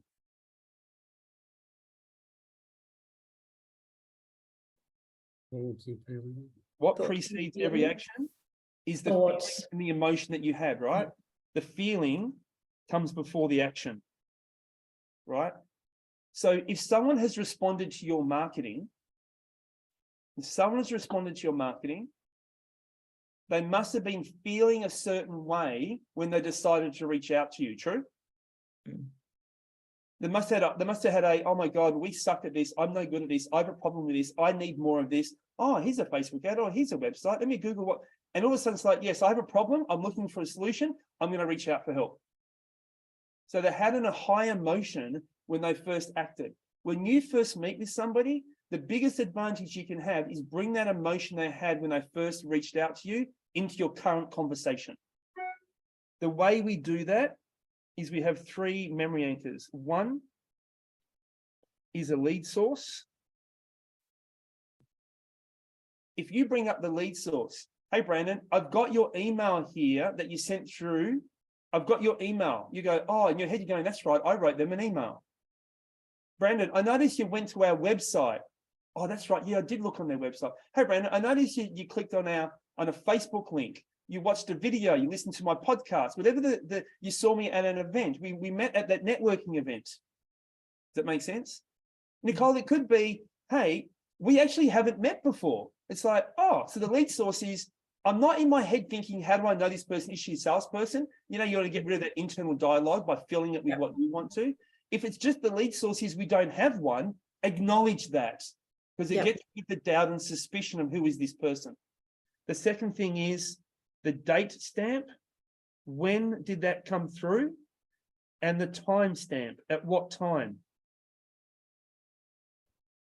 So if I'm calling you, it's like, is that Shell? Is it? Yeah, hi, Shell. It's Pete here from Convert Club. I've got the email that you sent through. It was last night. It was like 11 o'clock at night. You must have been burning a candle at both ends. Do you remember reaching out to us then?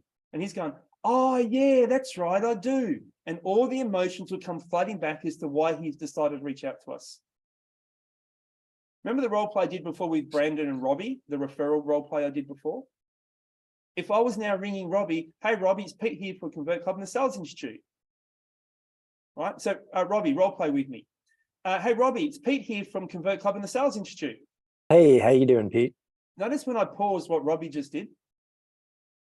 Filled in the blank. He asked me how I'm going and how I'm doing. You know what happens in most sales processes? Hey, Robbie, it's Pete here from Convert Club. How are you? How you going? Now, I'm trying to build rapport with him. He's the chaser, I'm the chasee. But when I paused, it invited him to ask me how I was. Notice we're starting to create the switch here. We're inviting him into conversation. What is that doing? Lowering buyers' resistance. I'm good, thanks. Thanks for asking, Robbie. Mate, the reason for my call is I can see you jumped on our website yesterday afternoon. It was around lunchtime. It says like 12:30 something. You looked at a couple of pages on the website and you reached out wanting help with your XYZ. Do you remember doing that? Yes, I do. I was having a pizza then. Yeah, that's right. I do remember that. If you think in his mind, his subconscious mind, yeah, I was in my lunch break, I was Googling sales because my sales sucked and da-da-da-da-da. And the emotions comes flooding back. Who likes the simplicity behind this? Right? Lead source, date stamp, time stamp. Right? What we then want to do is we want to work on a process called the switch. Does everybody know what a paradigm shift is? Or what even a paradigm is?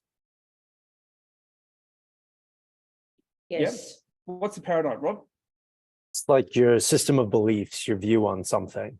Yeah, it's the way you view something, right? So your paradigm of viewing of this scenario, and then the beliefs or the meaning you get from that based on how you view something. Now, remember we talked about the chasee sequence. I'm going to copy that and see if I can get funky.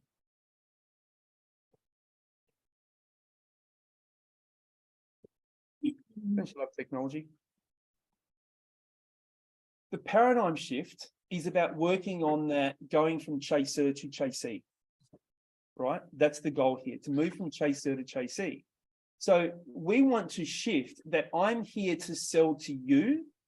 I want to switch that you are here to need me. Is that clear? Just nod your head if that makes sense to everyone.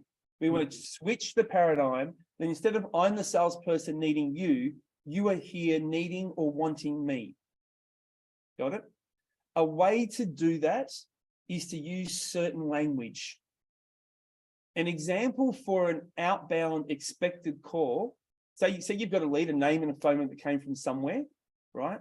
The way I would do that is like this. I would say, hey, Mark, what made you reach out? What's going on for you?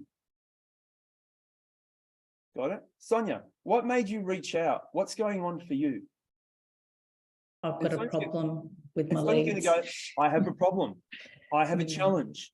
And notice the words. The words here are, I want to be very specific.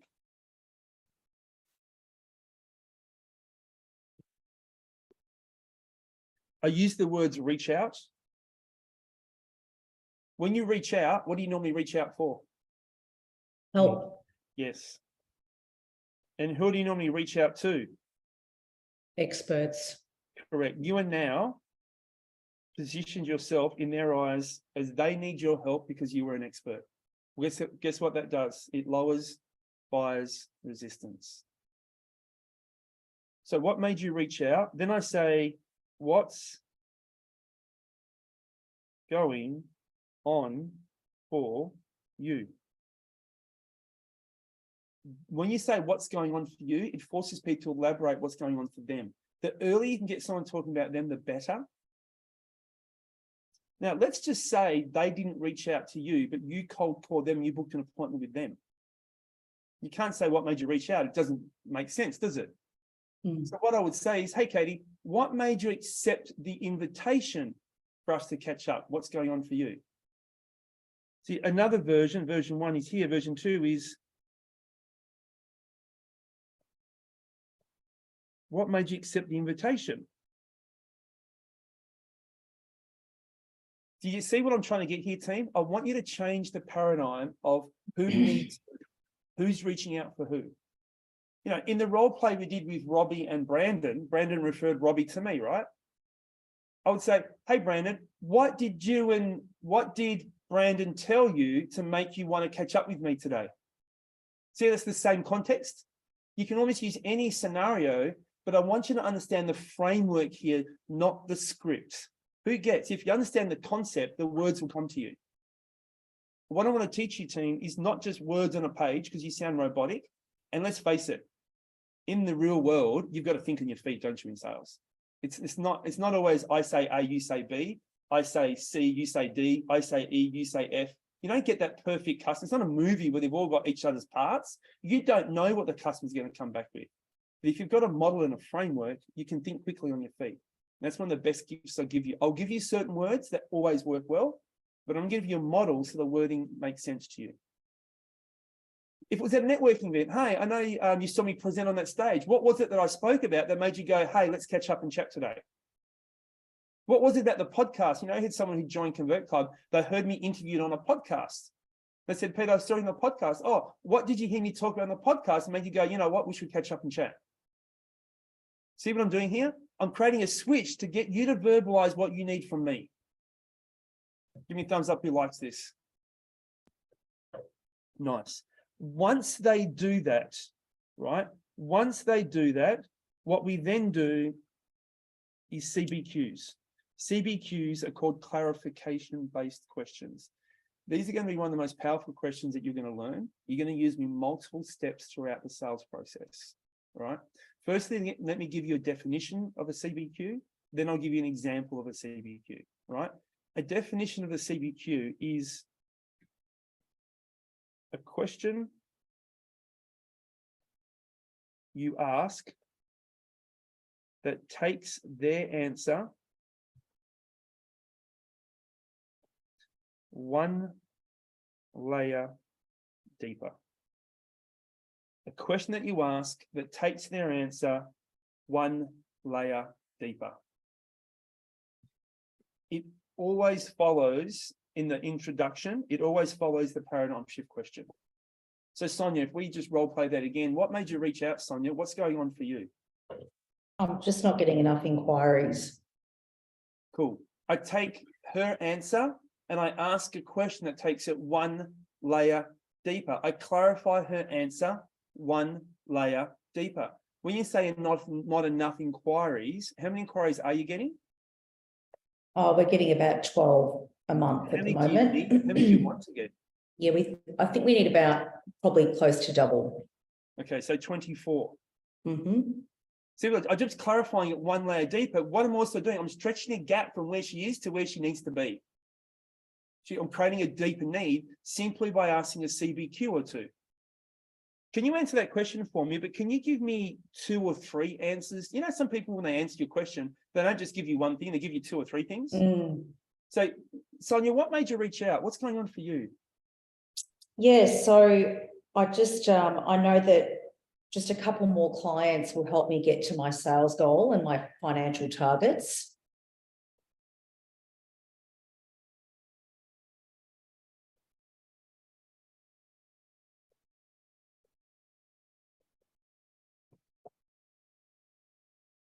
She gave me 3 answers in her one sentence. Can you see that? More clients, sales goal, financial goal. I don't care which one you pick, just ask a clarification-based question on one of those 3 things. Got it? I don't want you to think, I'm not going to give you 20 CBQs or a script. You need to think on your feet here. Pick one thing and ask a CBQ on that one thing. Go get a nod of the head if that makes sense to you all.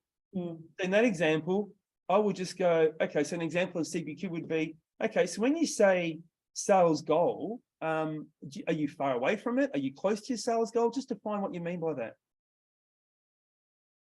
Oh, you want look, it's really just a couple more retainers every month that we need. Okay, a couple of more. And how much is a retainer worth? Between $5,000 and $8,000 a month. 5 to 8K a month. So you're talking between 60 and $96,000 a year. Yeah. So you said another couple. Is that 2, 3, 4, 5? Yeah, but 5 would be good. Yeah. 5 would be good. So you're talking now another between $300,000 to $450,000 a year. Yeah, that sounds about right. Got it. Notice how I just stretched her gap now. She's missing $300,000 to $400,000 a year. Yeah, that's good. See how quick that happened? Yeah. So all I'm doing is I'm just CBQing. I'm just asking a question that takes their answer one layer deeper. Be like CBQs. It just gets to information really quickly. Can I give you a little word of warning here? Okay. If you go too deep, too quickly, you'll reach what we call the elastic band effect. I don't have an elastic band. Does anyone have an elastic band or a hair tie on their desk somewhere? Most of the girls go straight to their wrists. Okay. Katie, can you please hold this like this? Katie's got elastic band there, right? I ask a question, it creates tension, so pull it. I ask another question, it creates more tension, so pull it. I ask another question, it creates more tension, pull it. Why is Katie's face doing what it's doing? No break. She doesn't want it to snap. And I'm going to ask another question to create more tension. Eventually, that's either going to flick out of your hand and snap back and hurt you, or it's going to break and hurt you. I find a lot of customers, if you go too deep too early, they snap back, they catch themselves giving you all this information, and then they get defensive. So, yeah, so who are you? Where are you from? And who knows what I mean by this? So you have the golden rule here. Your CBQs, you're only allowed to ask 2 or 3 max. Do not early on, do not go too deep too early. You just want to get 2 or 3, then you want to move on. We want to keep what we call sales momentum. There's no gaps. Don't get them to second guess. Don't get them catching themselves all of a sudden on volunteering a lot of information. Yes, Rob. Can that CBQ be something as simple as, oh, can you tell me a little bit more about that? Yeah, it can be. Elaborate on that for me, but just be specific to what they said. So Okay. just use your customer's words. Notice when Sonia did that, I used her words. So when you say X, just elaborate in more detail on that for me. I often find the more specific your question, the more specific the answer. So I ask people how you want them to elaborate. I just say, when you say more sales, what do you mean by more sales? Like, what are you getting now? Oh, we're getting this. And how many do you want to get this? So you're talking about you're about 12 sales short. Is that right? Yes, got it. So you can say, yes, elaborate. Tell me more about X. Just use the word that they use. And what you're saying, basically, by using the wording they just told you, you're not a threat because basically you're engaged in their. Oh, And then- absolutely. I have permission to talk about the words that they talk about, not words that I make up. So I never put words in their head. I always use words they're talking about. It increases the comfort level and keeps resistance low. I'm Is, reminding them that this is their word. This is the topic they brought up. So therefore I have permission to talk about something they brought up. Yes, Sonia. Is the goal to also make them aware of how big their problem actually is? It's to make them aware that there's a problem, and that's why they reached out to me. The impact of that, the ramification of that is going to happen later. Remember, we are just at the introduction. So the goal is to get someone to tell you a problem early to make sure they need you. They are the chaser. You are the chasee. You're the expert, and they're here for you. We want to get rid of the sales mentality because some people see you as a salesperson, and we want to get rid of that as quick as we can. So remember, these are LBR strategies, lowering buyer's resistance strategies. So that's why we only do 2 or 3, Sonia. We don't do any more because we don't want to go too big, too quick. We want them to realize they're reaching out because this is my initial challenge. The depth of it we'll uncover later in more detail. Good question. After you've done 2 or 3 of these, we then want to go into what we call TBQs. A TBQ is simply a time-based question.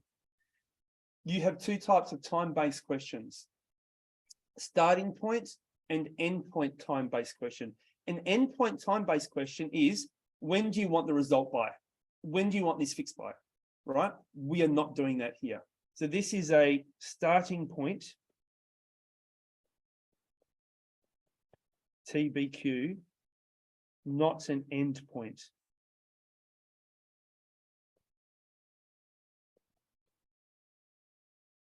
This is not when you want all this fixed by, not when you want the result by, not when do you need this achieved by.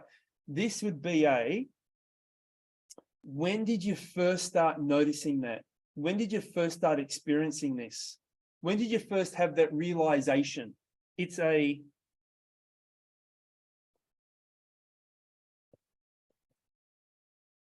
got it? So when did you first experience, notice, feel, see, hear? Because what this will create, this is designed to create urgency and to create more of a now. So if we role play this, we just said, Sonia, what made you reach out? What's going on for you? She said, oh, financial targets, need more goals, need a couple more clients. I CBQ'd. I said, so Sonia, when did you first realize that you were kind of getting half of what you need?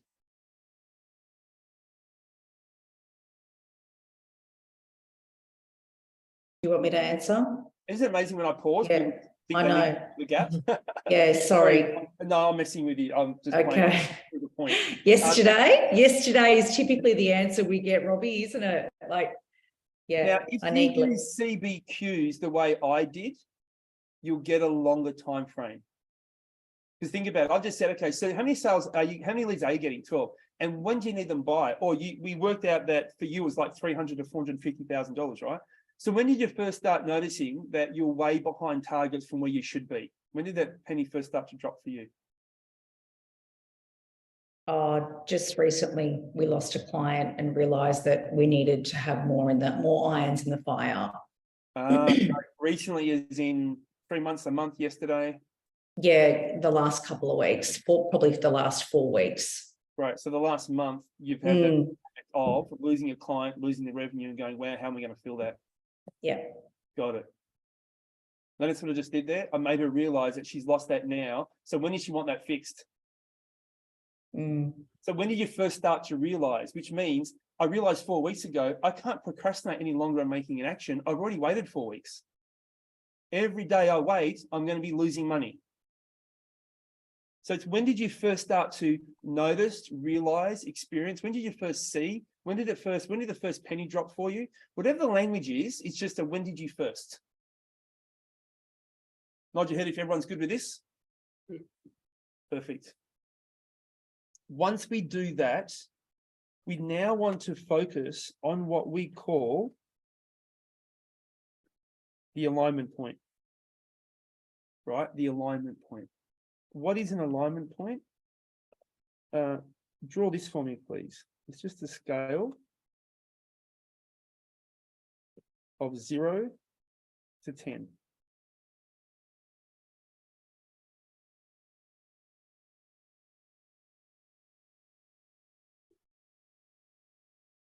Now, what you will find, team, is your customers have what I call a consumer entry point. A CEP is consumer entry point. This is where the consumer enters the decision-making continuum. They will enter anywhere from a 0 to normally about a 5 out of 10. If it's a really strong referral or someone seeing you live, you know, it could even be up here somewhere. But most of the time it's 5 and under. The number one contributor that usually lets me know where someone is on the decision-making continuum is what I call the lead source. Now, would you agree if a referral came to you from an existing client, they'd be more around that 5 mark? If someone just Googled, you know, printing companies for the real estate industry and just Googled it and you came up in the top 3 and they just called you, it probably might be a 2. Like they don't know, they're probably looking at 3 other companies as well. They don't know a lot about you. They just Googled, you came up and bang, there you are. Of course. Right. Because they find information from someone they already trust. Yeah. But if you had a podcast or you had a blog or a vlog or a YouTube channel that I used to watch and listen to, or if I'm one of your friends in social media and I'm consuming your reels, right, on any social media, then I might be, again, a 3 or 4 or 5. Why? Because I built trust and credibility. I've listened to your message a while. So your lead source can dictate where someone enters on the decision-making continuum. The biggest mistake I find we make is someone comes in and maybe they're a 2 out of 10, and we treat them like a 5 out of 10. Or maybe they're a 5 out of 10, and we treat them like a 2 out of 10. If we look at this, we call this a DMG, a decision-making gap. If you're a 5 and I treat you like a 2 out of 10, that's a decision-making gap of what? +3. I'm 3, sorry, let me say that differently. If you're a 5 and I treat you like a 2, right? I am -3 steps points behind you. Can you see that? What's the emotion attached to that? How do you feel, right? Nicole, if you're a 5 out of 10 and I'm treating you like a 1 or a 2, how do you feel? I guess it makes the person feel like, frustrated that you're not. Yeah, like, will you hurry up? Like, I just want to get like, I've already researched you, I already know what you do. And what happens to your resistance levels? It goes up. You become more abrupt and more direct. Let's do the opposite. Let's just say that you're actually a 2 out of 10 and I treat you like a 5 out of 10. So now I am 3 steps ahead of you. What's the emotion attached to that? Hesitancy. Yeah, because why are you being so pushy? Why are you rushing me? Why are you trying to force me down here? Right? So we create this decision-making gap. So what we want to fight for is what we call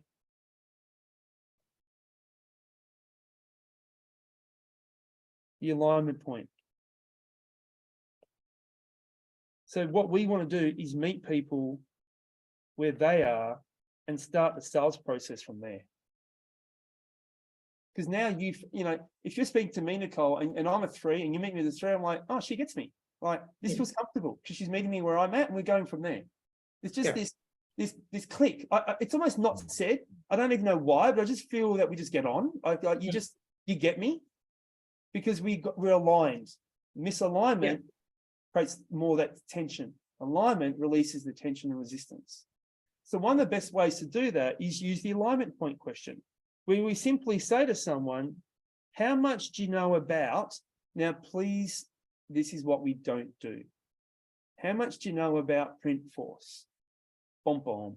How much do you know about whereyou.com.au? How much do you know about teleradio? How much do you know about New Homes Guide? How much do you know about No, we don't do that. We say, how much do you know about how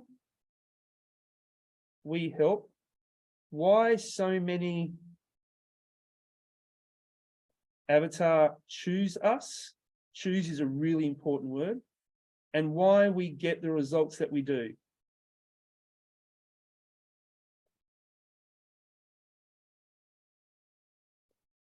So this is one sentence. It's not 3 sentences, it's one.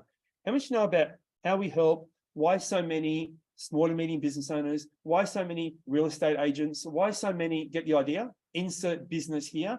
Your avatar is your niche. Be specific with the niche.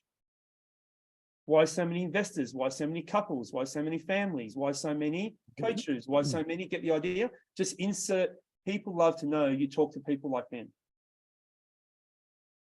So let's go back. We did the CBQ and the TBQ. So Sonia, when did you first start noticing that you're not hitting your sales targets and you're just way behind where you know you should be?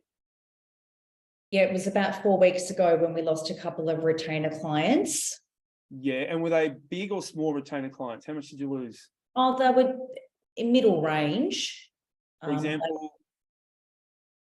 Yeah, our average retainer value. Yeah. Was that around that 6K a month? Yeah, correct. Yeah. Okay, so that's 72K a year, and you lost, did you say 2 or 3 of those, did you? Yeah, we did. Yeah. So between 150, 200K, you've now lost every single year. Yeah. Got it. Okay. So considering that, how much actually know about how we help and why a lot of business owners like you choose us and why we get the results that we do? Oh, I've seen a little bit online, but that's really why I'm reaching out today to see if you can help me solve this problem. Can you hear what she just said? So I didn't say how much you know about me, because it's like how much you know about, so considering that, notice my language, considering TBQ, considering that, how much actually know about how we help, why so many business owners like you choose us. If someone chooses you, you must be good. There's options in the world and people choose you. There must be something about why. So that's a word I want you to use. All right. How much you know about how we help, and keys help, why so many people choose us and why we help them get the results that we do. Listen, I saw you on Facebook. I had a quick look at your website. I read some of your testimonials. It looks pretty good, but that's why I'm here. I really want to find out more. Notice what we've just done. We've just done a switch. I really want to, they're chasing you now, not the other way around. Who likes how quickly we can turn this around? Right? Now, they're going to come back in one of 3 buckets. They're either going to say, I have very little knowledge, I have some knowledge, or I'm quite knowledgeable. Now, they don't use those words, but they say things like this. How much do you know? Not much. I've literally just Googled you. Not a whole lot. This is the first time I'm inquiring. Get the idea? You would then say simply this. Because, or actually, I don't need to write this down. I've got it here for you. Because you know, insert their answer. Because you know, insert their answer. So an example might be, how much do you know about how we help, why so many people choose, why we get the results that we do?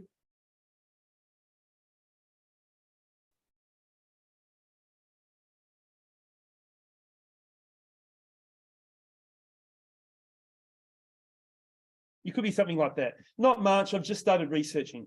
because you don't know much because you've just started researching, let me tell you what we're going to do. Notice what I've done there? I've acknowledged how much you know. I've acknowledged where you are on the decision-making continuum. And I say, let me tell you what we're going to do. All right. Another response here would be, how much you know about how we help, why so many people choose us, why we get the results that we do. I know a little bit. I've had a quick look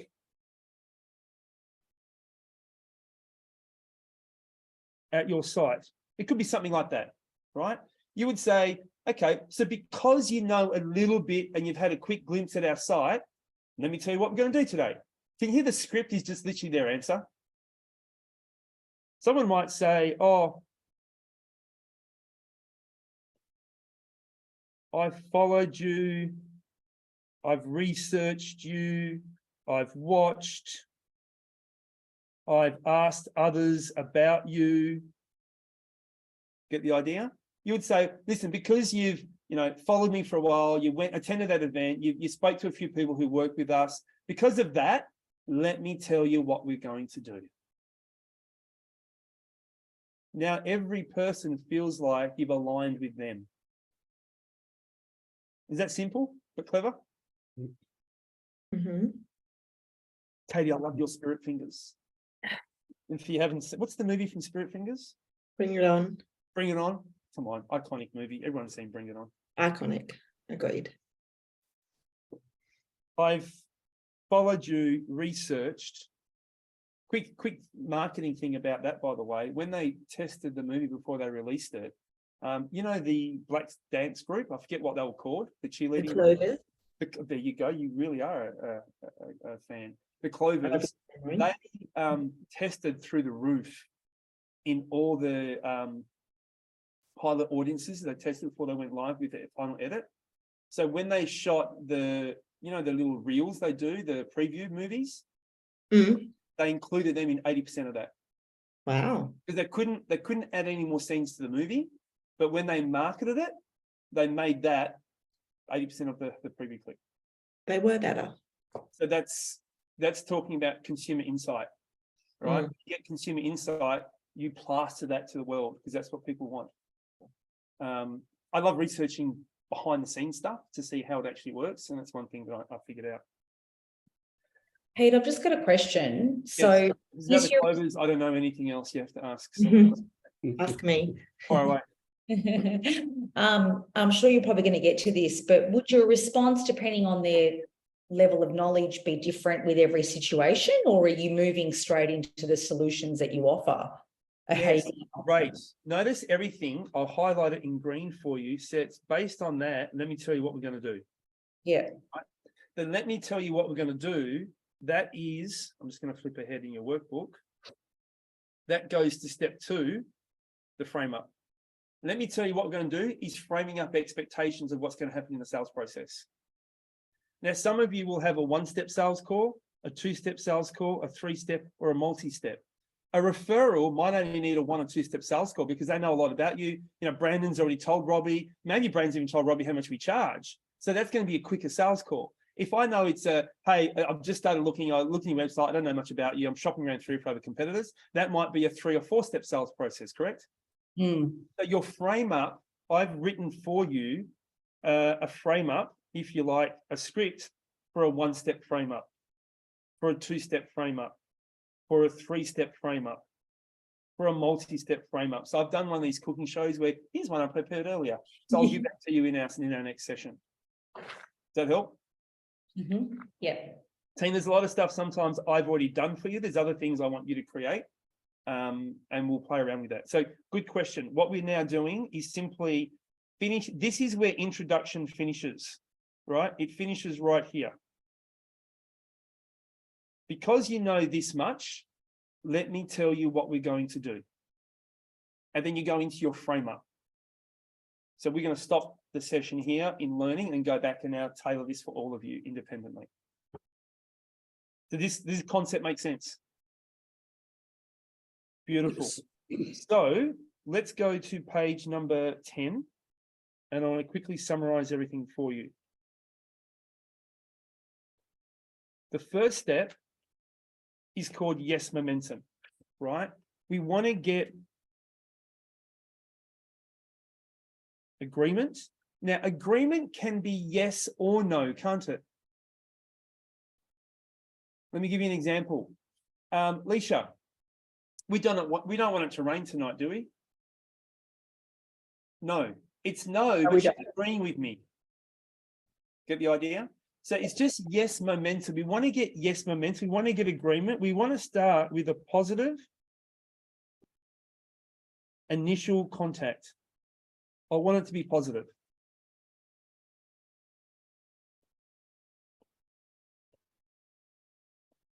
The second step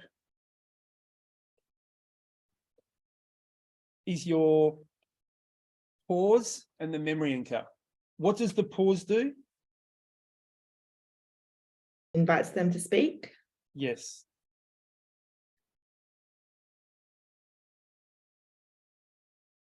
It invites conversation. Right? What does the memory anchor do? Puts them in a state of mind when they first reached out, bringing their need to the forefront. Yes, it brings to the surface Feeling. emotional action triggers. Right? Emotional action triggers.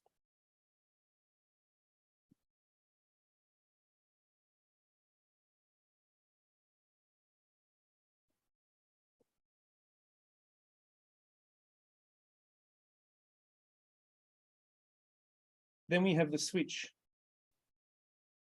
Right? The switch. This is when we want to go from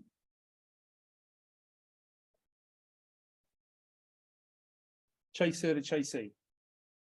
We want them to start to open up. What made you reach out? What's going on for you? Remember that question? What made you reach out? What's going? We want them to open up. We want to move from chaser to chasee. What made you reach out? Like, why do you need me?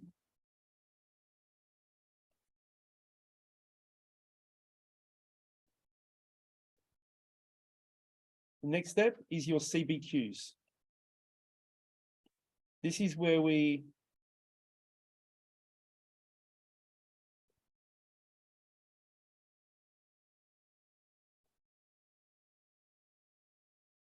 clarify their answer one layer deeper. We clarify their answer one layer deeper.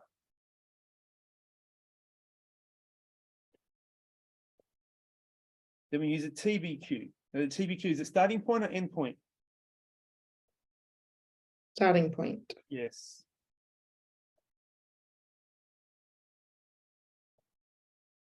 This is to what? Great urgency. If I realized this, I first realized this a month ago, 2 months ago, 3 months ago, I need to make a decision quicker. So we've already been waiting that long. Who gets that? So you want to create that TBQ. When did you first start noticing, realizing this was going on? It's been a couple of months now. And when they say that, you actually hear that in their voice. You can't, it's been a couple, like Sonia, when you did this, when anyone looks back and watches the recording, should go like 4 weeks ago, like we lost a couple of clients and like, you can hear the emotion, like it's been 4 weeks already. Like we can't lose any more money each month after this. There's 3 retainers, they're all 6K, we're losing 18K a month. Like, hello. And then the last point, was the alignment point question, right? We want to start at their level, because this helps LBR, right? It feels tailored for them.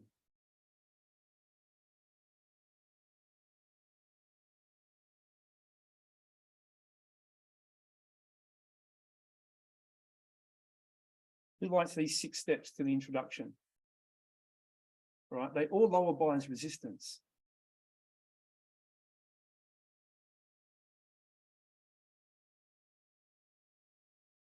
Katie, both. Both. I'm just reading your comments in the chat box. So team, what we're going to do now is we're going to go through, I'm going to break each of these 6 steps. We're going to talk about this for the expected call.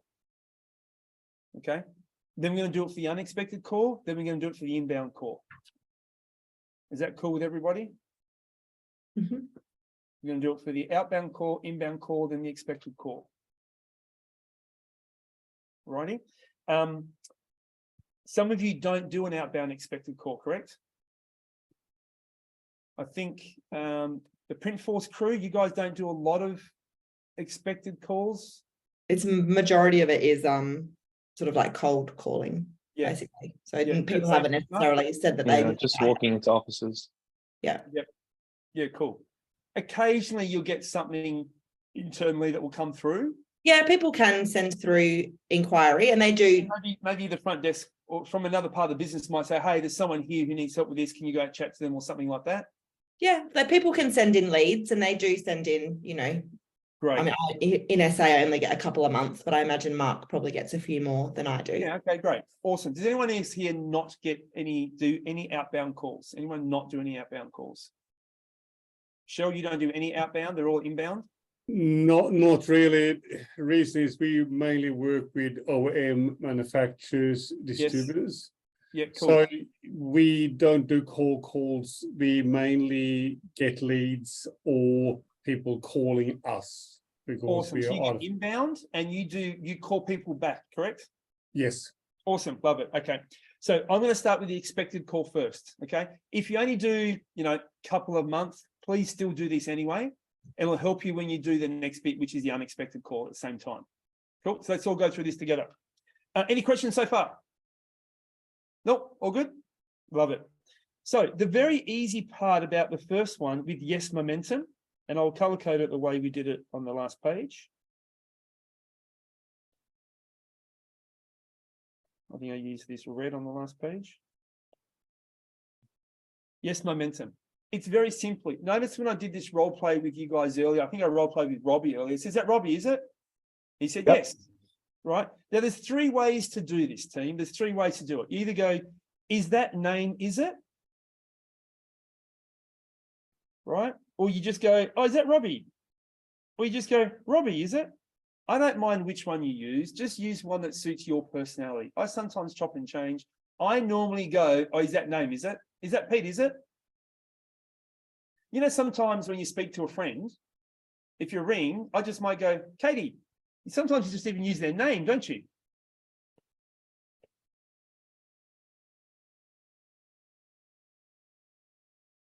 So on the right-hand side, can you just please write down, what do you feel you would use? You just might go,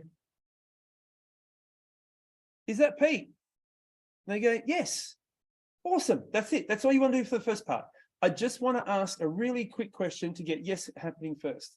Now, Katie goes, would I do that in a Zoom call? I tend to do it technically.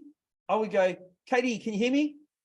Katie, you got me okay? Hear and sound me okay? It's still yes momentum. Does that make sense? If anyone else uses Zoom, please write that down here for you if you do Zoom.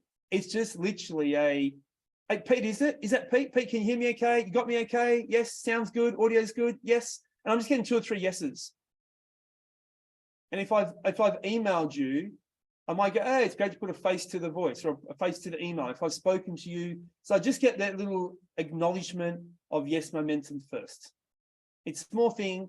It's a microsecond, but I just want you to touch on this first.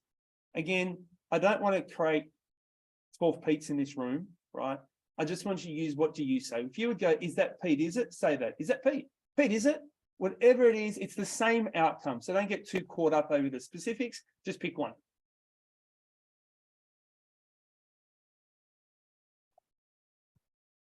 Now, can you use hi at the front? I think was the thing that Mark said. Mark, you can? Yep, you can use hi at the front. It's not a make or break. Hi, is that Pete, is it? Yes, it is.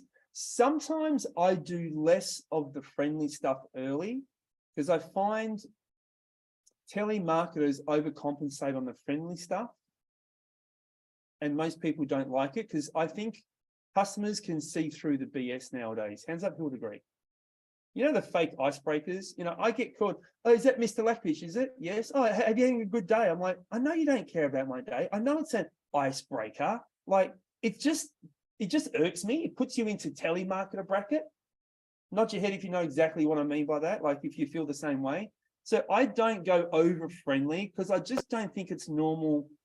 People just go over the top of it. So a little hi, fine. Just don't go big Kev. Hi, how are you? Is that Pete? Is it? It's like, oh shit, here we go. Right? Just be you. Right? And if you are that, and that's naturally you, they'll feel that authenticity. But if you're not, don't fake it. Don't try to create it. Don't try to create something that's not there. Yeah, Robbie. Just yesterday, I had a call Yes. and I found out later in the conversation that she had been burned a lot by similar agencies in our industry. And by trying to be really friendly in the beginning, it pushed her so much further away. You could like feel her get more and more frustrated. And I was like, I got to cut this short and get back on track. It was like an exact example of what you just said. Like you could hear it visually, audibly pissing her off. Customers are more and more experiencing what they don't want, and they react quickly to that.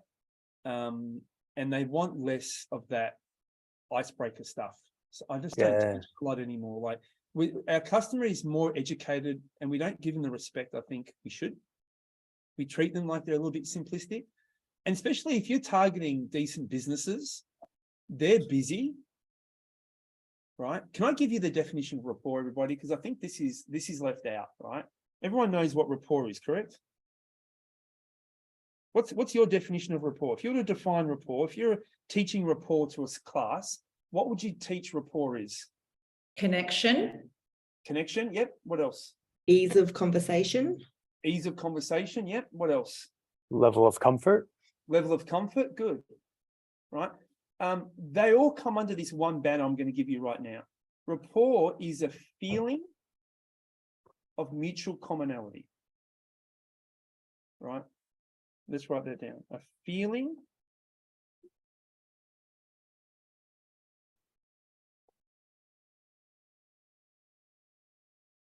of mutual commonality. It's a feeling. You know, it's not talking about the weather, current events, sport. That can be part of it. You know, Brandon, are you into basketball? Do you like sport?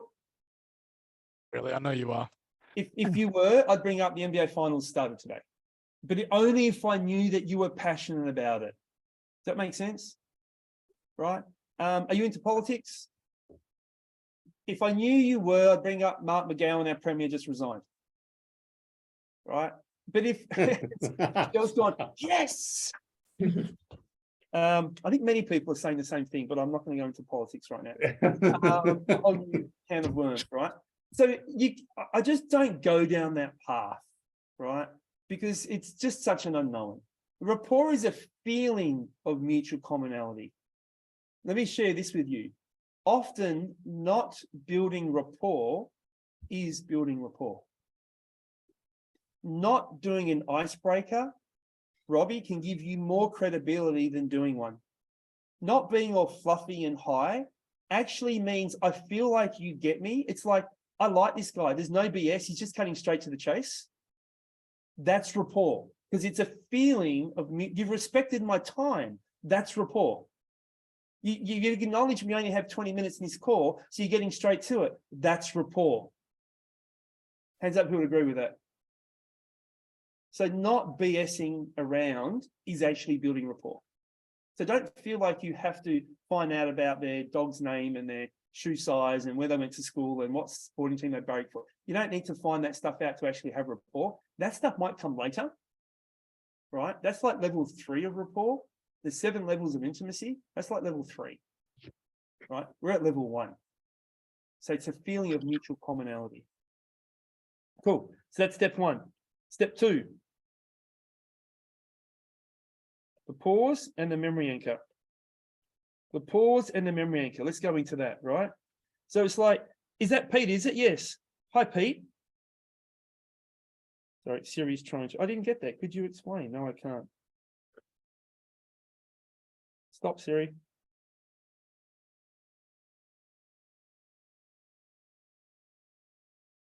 How does Siri go away? Anyway, that's fine. Hi, Pete. It's your name from business name. And then what do? We pause. We pause. This is for an expected call only. I'm going to go back to the pause in your workbook on page number 7. Pause. Only use for expected calls. Please make a note of that. Go back and fill that in, please. Only use the pause for expected calls. If we have a timeshare booked in today at 12 o'clock and we speak, you can use the pause. If it's an unexpected call, I have your name and phone number and I'm calling you. If you're not expecting my call, do not use the pause. Let me role play with you and tell you why. Right? I role played this with Robbie before. Robbie, I'm going to role play with you again, all right? Ring, ring, ring, ring, ring, ring. Hello? Is that Robbie, is it? Yep, this is he. Robbie, Pete here from Convert Club and the Sales Institute. Hey, Pete, how are you? Good, mate. Thanks so much for asking. That's him expecting my call. Robbie, you now do not expect my call. You're in the middle of working. You don't have time booked in. Does that make sense? I'm now going to call you. So please put that hat on and look through the world through that lens, right? Ring, ring, ring, ring, ring, ring. Hello? Oh, is that Robbie, is it? Yep. Robbie, it's Pete here from Convert Club and the Sales Institute. Okay. See what happens? He's like, okay, what do you want? Why are you here? What's happened to buyer's resistance? Increased. Gone up. So you can't use the pause for unexpected calls, but you can use them for expected calls. Got it? So can you please, on this side, just write down this part here. Hi, name. It's your name from business name. This is how you answer the phone. This is how you talk. It's Pete from such and such. When I get a name, I use a name. Hi, Brandon. It's Pete here from Convert Club and the Sales Institute. Pause. Invite them to say, oh, g'day, Brandon. How you going? G'day, Mark. How you going? G'day, Leisha. How you going? Hey, Katie. How are you?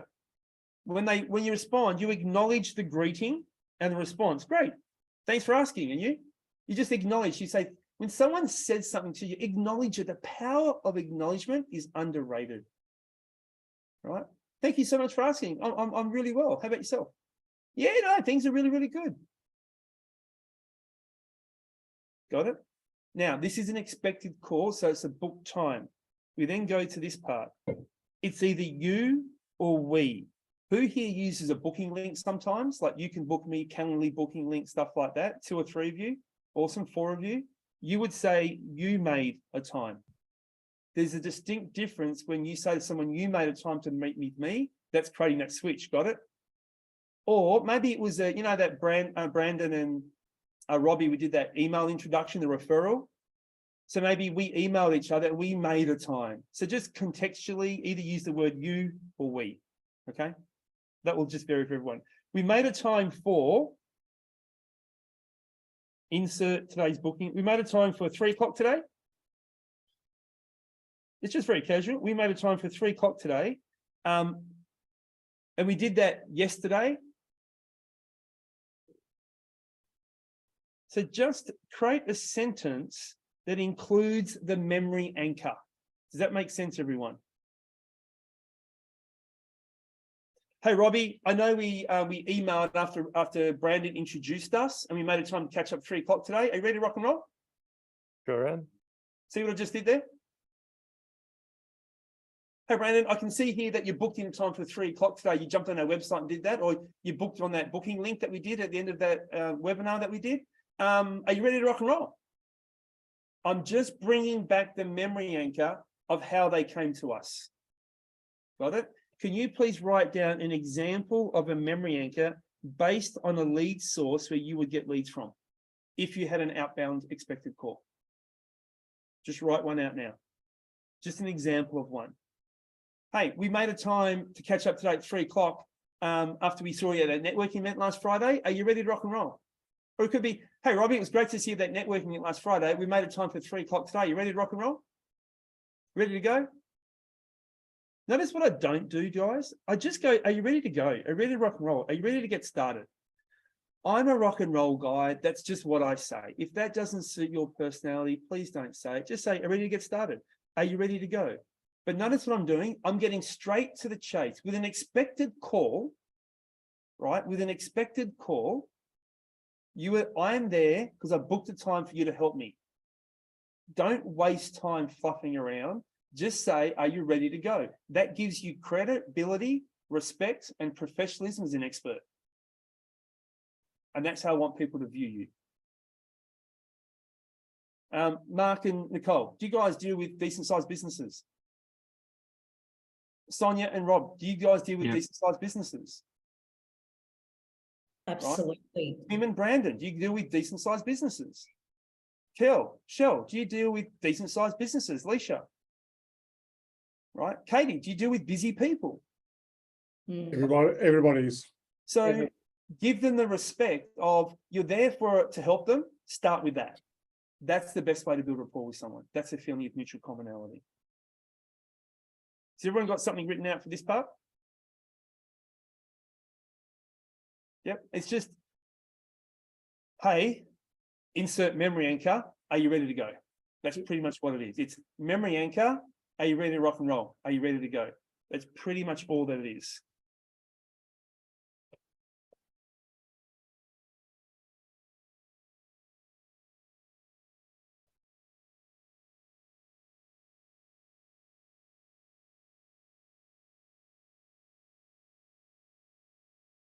So it's just memory anchor. Whatever your memory anchor is, just write one in there. Are you ready to go? Ready to rock and roll? You're ready to get started? Ready to get stuck into it? Whatever you feel suits your personality, suits your industry, suits your consumer. You would know that better than me. Everyone good with that? That makes sense. Awesome. Next step is the switch, right? The switch.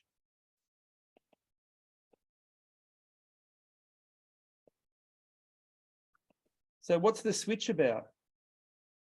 I want to find out what made you reach out, what's going on for you. So I tend to say, hey, before we get into the nitty gritty, before we get into the detail, before we get started, what made you reach out, Leisha? What's going on for you? So just write down, before we get into the detail, before we get into the nuts and bolts, before we get into the nitty gritty, before we get started, before we get into all the information, just pick an introduction that suits you. I've got get started, nitty gritty, nuts and bolts, get into the detail, before we get into all the information. What made you reach out? What's going on for you? Please just write your version of that over here.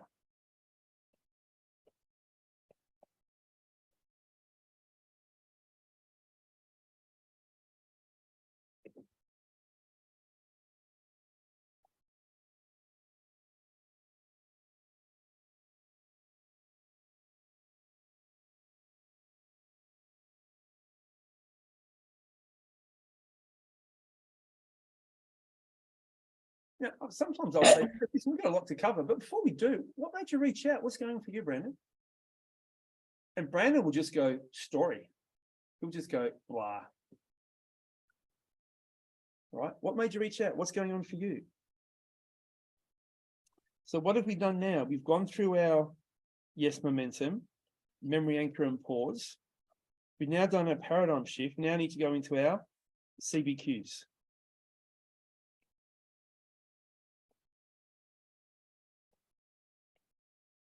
All right, our CBQs. Now, CBQs, guys, it will depend on the answer from here. So I'm just going to write here.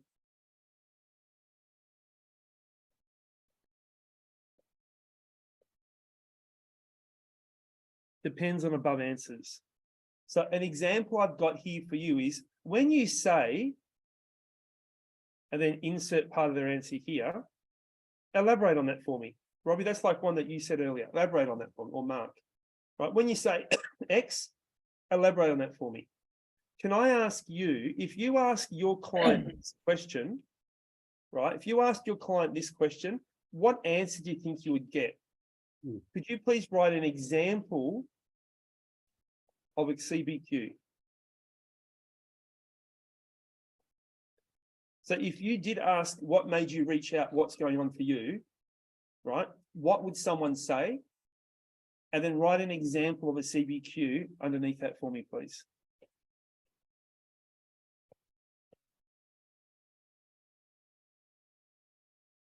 Like if I said something, what made you reach out? What's going for you? But our conversion rate, it's just not good. Like we've lost our last, I don't know how many sales in a row. I would go, okay, so when you say like lost, it's not good. How many have you lost in a row? Lost like 8, 9, 10, 11. That would be an example of a CBQ. Sales are just not where I want them to be. So when you say not where you want them to be, just be a bit more specific for me. That would be a CBQ. Get the idea? Once you've written that down, could you cut and paste that and put it in the chat box for me? Because what it'll do is give everyone else an idea of some examples of different CBQs. I'm using the paper version. That means you've got to now copy and type it in.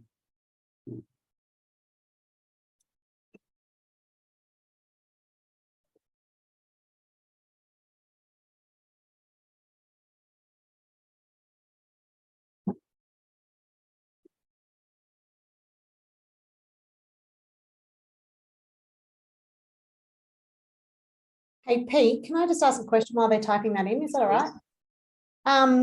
The thing that I keep getting recently is NLP keeps popping into my world and you keep showing up. Like, so when I ask them, what made you reach out? What's going on for you? They're like, oh, NLP is just, it's been in my world for a long time and I keeps popping up and people keep talking about it. And yeah, so I thought I need to when you say it's been in your world for a long time, in what ways has it been in your world, Katie? Cool. Okay. I see a lot of people using it and a lot of coaches now are getting great results with it. I started researching it and I know it's something I need to know, but I don't know enough about. Like you'll start getting all these answers. Yeah. Okay. So again, the art form of CBQ is don't overcomplicate it. Literally use their answer and just ask, when you say insert their answer, be a bit more specific, elaborate, like think in that term. Okay, cool. Thank you. Appreciate it. And just second question, where are these leads coming from for you? Majority of them are coming from Facebook. Okay, cool. Social media. Yeah. Yeah, great. Love it. I think that was helpful for a few people.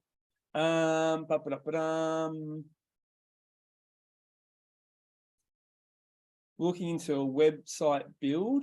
And would that be a new website or refresh an existing old? So what made you reach out? What's going for you? We're looking at building a website build. Oh, cool. I would say little things like, oh, how exciting. That sounds really cool. Like get excited for people. I remember that when Annette and I got engaged, we were looking for wedding venues.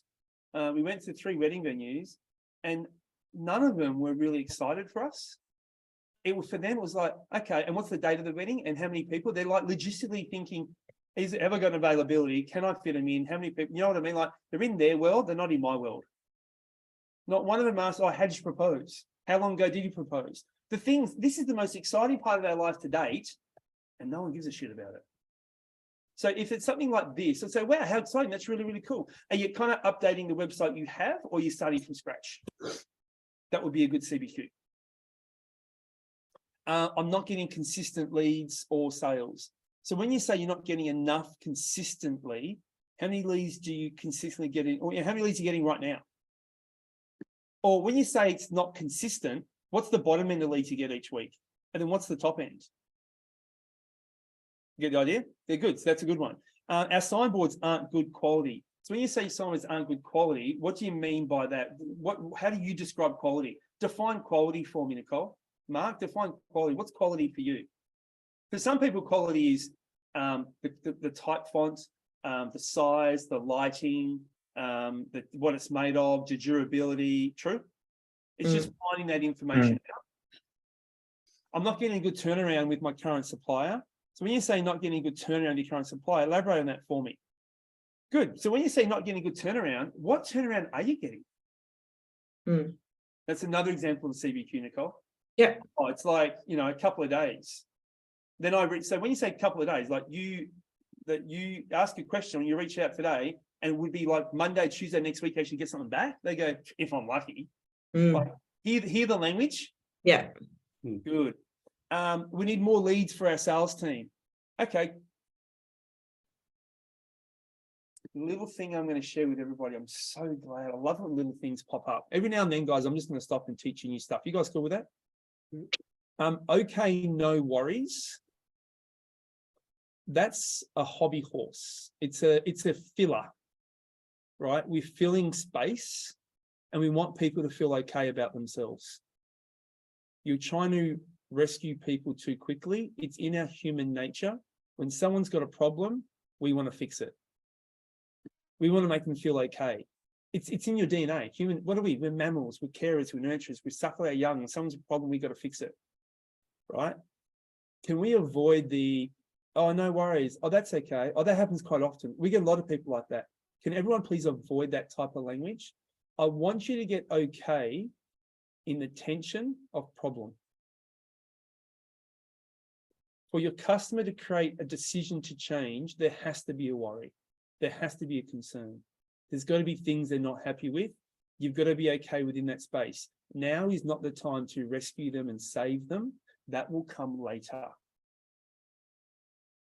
Is everyone cool with that? Sometimes it's an Aussie thing. Sorry, Nicole, it's an Aussie thing as well. Who's heard of Carl Barrett, the comedian? Yeah. He doesn't stick with this stuff. He goes, Aussies, you always tell us what you're not doing, not what you are doing. How you going? Not bad.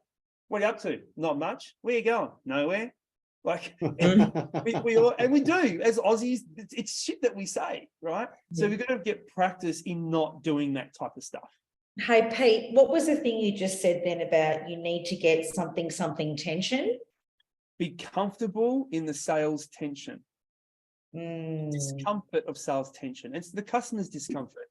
They'll go, yeah, I'm really struggling here. That's okay. Like we come across that all the time. Like, don't try to, it's not okay. And then you're going, but we can help them.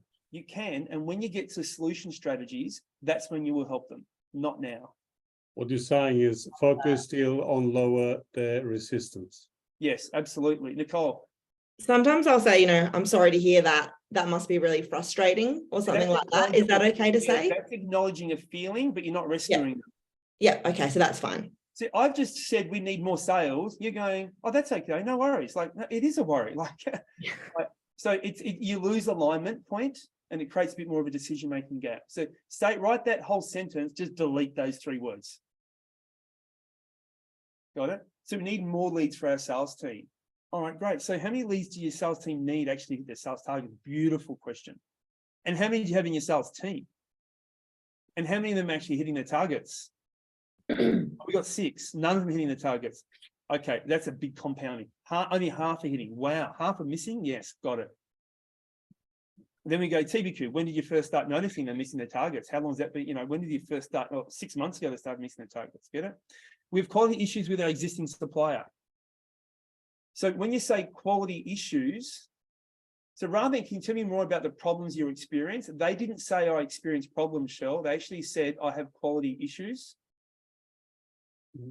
So Shell, just change yours and use their words. It's a little example, but it makes a big difference. So just rewrite that and say, can you tell me more about the quality issues you're experiencing with your existing supplier? Define what the quality issues are. Give me an example of the quality issues. Can you give me an example of the quality issues you're getting with an existing supplier? I'll give you 2, like boom and boom. Got it. And when did you first start experiencing these quality issues with Benvia TBQ? So when you say you're not a great communicator, why do you feel you're not a great communicator? Well, I'm kind of introverted and I don't like to, and I'm this and I'm that. Right. And when you say get better, what does better look like for you? So rather than just can you elaborate is one way, what does it look like for you? Be specific around it. Give me an example of that. Team, who likes these role plays we're doing right now? Is it helping everybody? Cool. Good. Love it. So that leads us to the next one, which is TBQs. Now, TBQs are really, really easy to do, purely and simply, because it's just a, when did you first notice? When did this first start occurring? When did you first realize? Let me give you some other words. When did you first realize? So notice, when did it first start occurring? When did you first realize? When did you first see? When did you first experience? When did you first feel like this was an issue or concern? Just pick anything and just write your version on the right-hand side. Excuse me.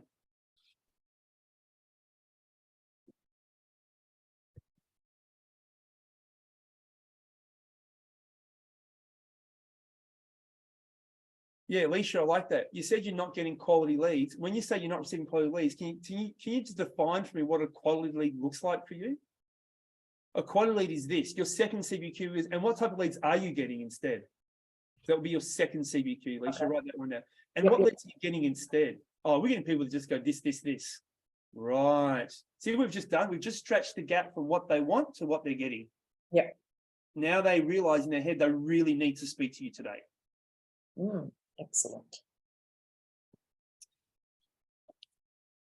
All right. Mark, what was your TBQ? Read it out for me. So I've half written it, but it was going to be, when did you first start noticing the build material of your boards wasn't good enough quality? Oh, this is something we've actually spoken about as a company for about 6 months now. We've just done nothing about it. See how powerful that is? Oh, we've had some of our agents tell us quite a while now that it's been pretty shoddy, but we've just got around to doing something about it now. Oh, the last couple of months is coming up quite regularly, especially now that winter's hit in. We're starting to really notice it now. See, it's creating urgency, isn't it? Brandon, what would your TBQ be? I typically just use how long has it been like this? When did you first start noticing this? Would be better than how long has it been? Yeah, I actually thought of that because how question later on in your qualification part. So Yeah. I just want you to bank that how question for later. Okay, cool. Make this say, when did you first start noticing problem, and insert the Yeah, problem. cool. When did Sweet. you first start realizing your leads were way too low compared to what you needed to be? When did you first start missing your sales targets because you didn't have enough leads? Yeah, would be- because is that like it's like a memory anchor to like an event that maybe Yeah, happened? I Yeah. mean, Okay, shit, that cool. was cool. like where we probably beginning of the year when we first started missing our sales target and we realized we didn't have enough leads. So it's been, right. been compounding since then. Right. So we're talking about like 5 months. Yeah, like see, urgency now is created. It makes them think back to the time. They're almost like, why didn't I do something earlier? I should have reached out to you earlier. I need you more now than ever needed. So when did you first start realizing you're not hitting your sales targets because you didn't have enough leads? That would be a good one. So you wrote in your question, I think, sales and marketing. Sure, what have you got? When did you first realize you had quality issues? Perfect. When did you first start experiencing issues with your quality from your existing client, existing supplier? When you first start experiencing quality issues, that would be good. Experiencing quality issues, I think would work well for you. So what you basically saying, you're using their wording as a memory anchor. Yes, it means more to them when you use their words. This is magic, team. So then we finish with our alignment point.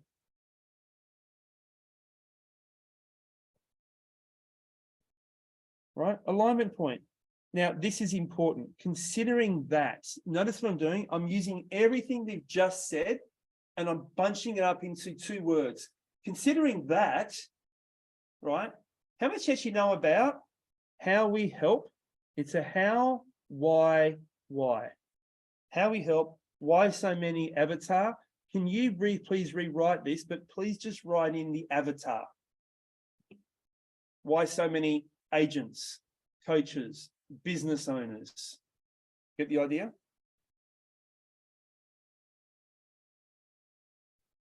Hey, Pete, how, I know, because now you're telling me not to put the word okay in there. I realized I use that a lot. What I realized I also do is nod my head. And so I'm just curious, body language wise, because I'm on Zoom all the time, am I just to be still and just say, okay, considering that, so no body language feedback either, or is it just verbal? Okay, so there's some advanced stuff that we teach in Convert Club through Sales Masterclasses. To quickly touch on this for you, so we call these NVCs, your non-verbal communication should always match your verbal communication. So if I'm looking for an agreement and a yes, I'm going to nod my head, because by me doing this, suddenly, 4 of you who are looking at me, you're all nodding your heads right now. Right? Sonia's doing it. She don't realize she's doing it just because I'm doing it. People match it. This is just called matching and mirroring. Right?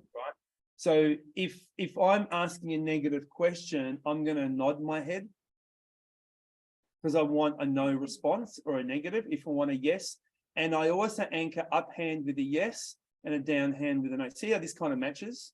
Yeah. Right. So it's this or it's this, and it's not like I'm chewing out the back of my head. Right. It's a nod. My hand's just bouncing up and down. It's just I'm eliciting an agreement from you.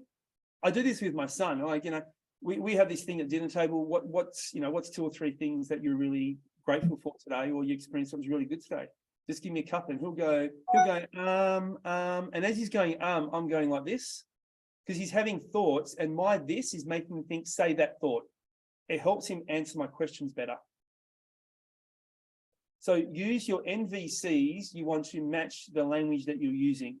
That's the best way to tell you when you should or shouldn't do something. Is that cool? Yeah, thank you. Love it.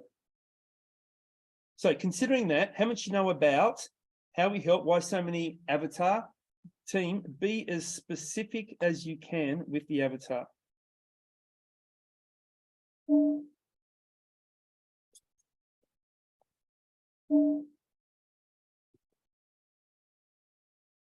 Right, be as specific as you can with the avatar.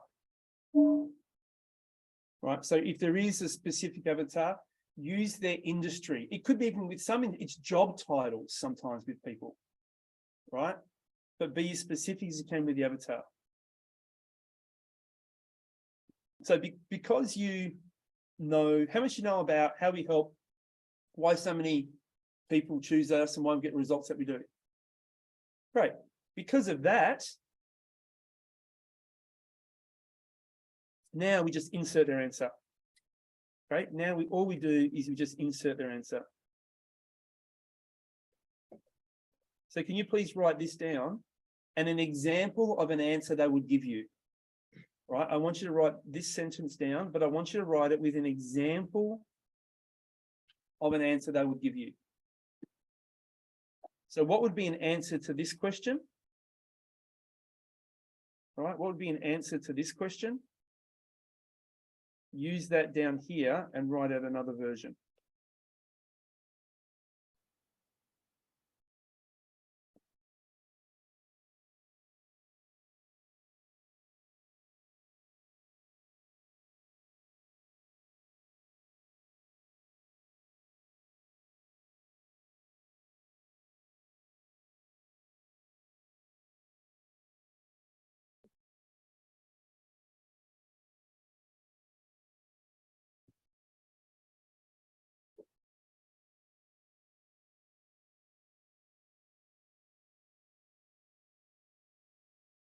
What we've now got to, team, is the end of introduction.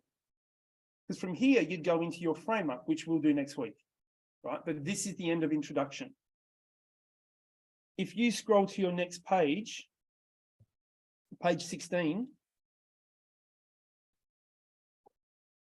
all right, I have got all of those bits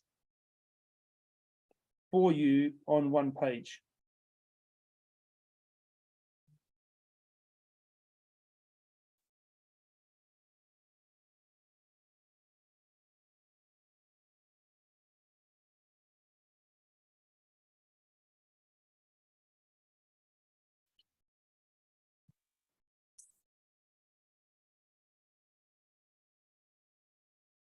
right? Is that name, is it? Name, is it? Great. Hi, name. It's your name from. You've got it all on one page. All I would like you to do now on the next page is just write your version of that. So it looks like this. So instead of having it on 3 different pages, you've now got it on 1 page. Does that make sense to everyone? Don't do that yet. We're going to do that in a second. Don't do that now. But that's what we're going to do in a few minutes' time. Okay, to finish off the day, you're going to use this page where all you've got, can you see in bold here? Like you've just got the things that you wrote in bold. You're going to copy all the things you've got here on the right-hand side. We're going to put it into your version. Okay. Someone just had a quick question. Who had their hand up? Sonia, there she is. Yeah.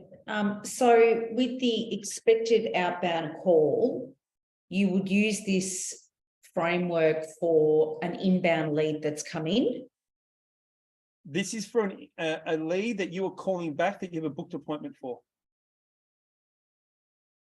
So say I reached out to you, maybe an inbound lead came in, and the goal of that initial thing was a booked time for you to speak to me. Right. That's an outbound expected call. It's the first contact you have, but it's a booked one. Okay. So in the event that someone's downloaded our content, yes, and our appointment setter has called them, yes, and booked them in, would this be this conversation when they're booked in?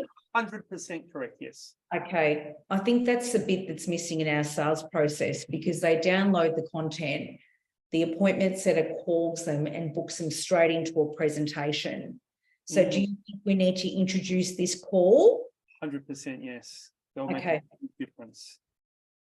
And so would this just be a discovery call? Goal for you would be after this call, you then book them in for a presentation. Yep. Yep. Okay. Yep. What we would do, our next session is a training session. So session 3 is the frame up. In the frame up, I'm going to look at all of your, part of your homework is to write down how many touch points in your sales process. Yep. We're going to look at that and realign how many steps you should have and decide whether you should have a 2-step call, 3-step call, 4-step call. And once we decide that, we'll decide the frame up as well. So that'll be in session 3. But who can see now, some of you are looking at this going, hang on, we need to restructure our sales strategy. Yeah, definitely. The strategies that align with our tactics, and that strategy is what could be the gap in our conversion rate. And that's what I'm thinking as I write this down. I need to understand what point the customer is at in the relationship with us. Yeah. Rob, is this making sense to you as well? I know you do a lot of these calls, but is this? Yeah. Well, yeah, I feel like this is the beginning of what Mel would, her conversation. Yeah. So like Mel, we get this right for her. Yeah, and Mel's probably not doing all of this. So you need to give some of this to Mel as well.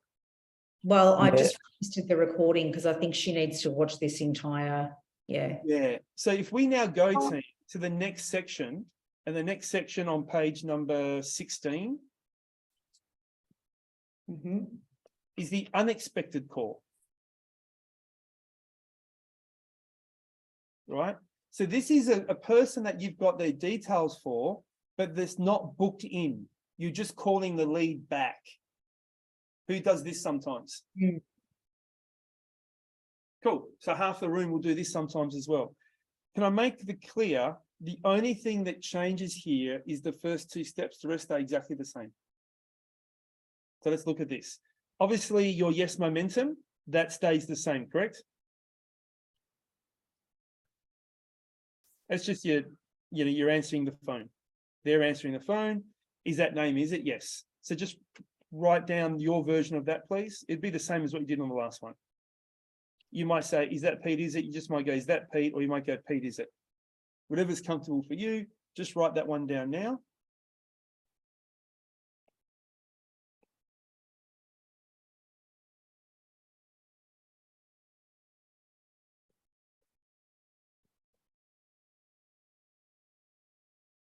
The next one is the pause and the memory anchor. Now, notice here, can you notice this? There is no pause. Everyone see that? There is no pause here. If you look at the last one, what did we have? We had pause. Everyone see that on my page? We have pause. For this one, we have no pause. Remember when I role played this? We did it with Robbie. Robbie's like, yeah, what do you want? Because there was no pause. So it's like, hi, Pete. It's Pete. Hi, Robbie. It's Pete calling from Convert Club. I received your lead source yesterday at 3 o'clock. Do you remember doing that? Do you remember sending that through? Can you please write your version here, please?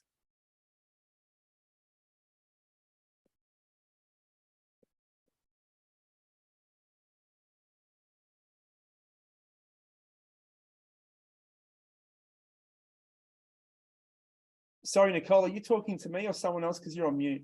And Oh, sorry, I was talking to very you. passionate too. Your hands were moving. I and- know I was just saying, I don't have a lead source. Like, they have not asked me to come and visit them.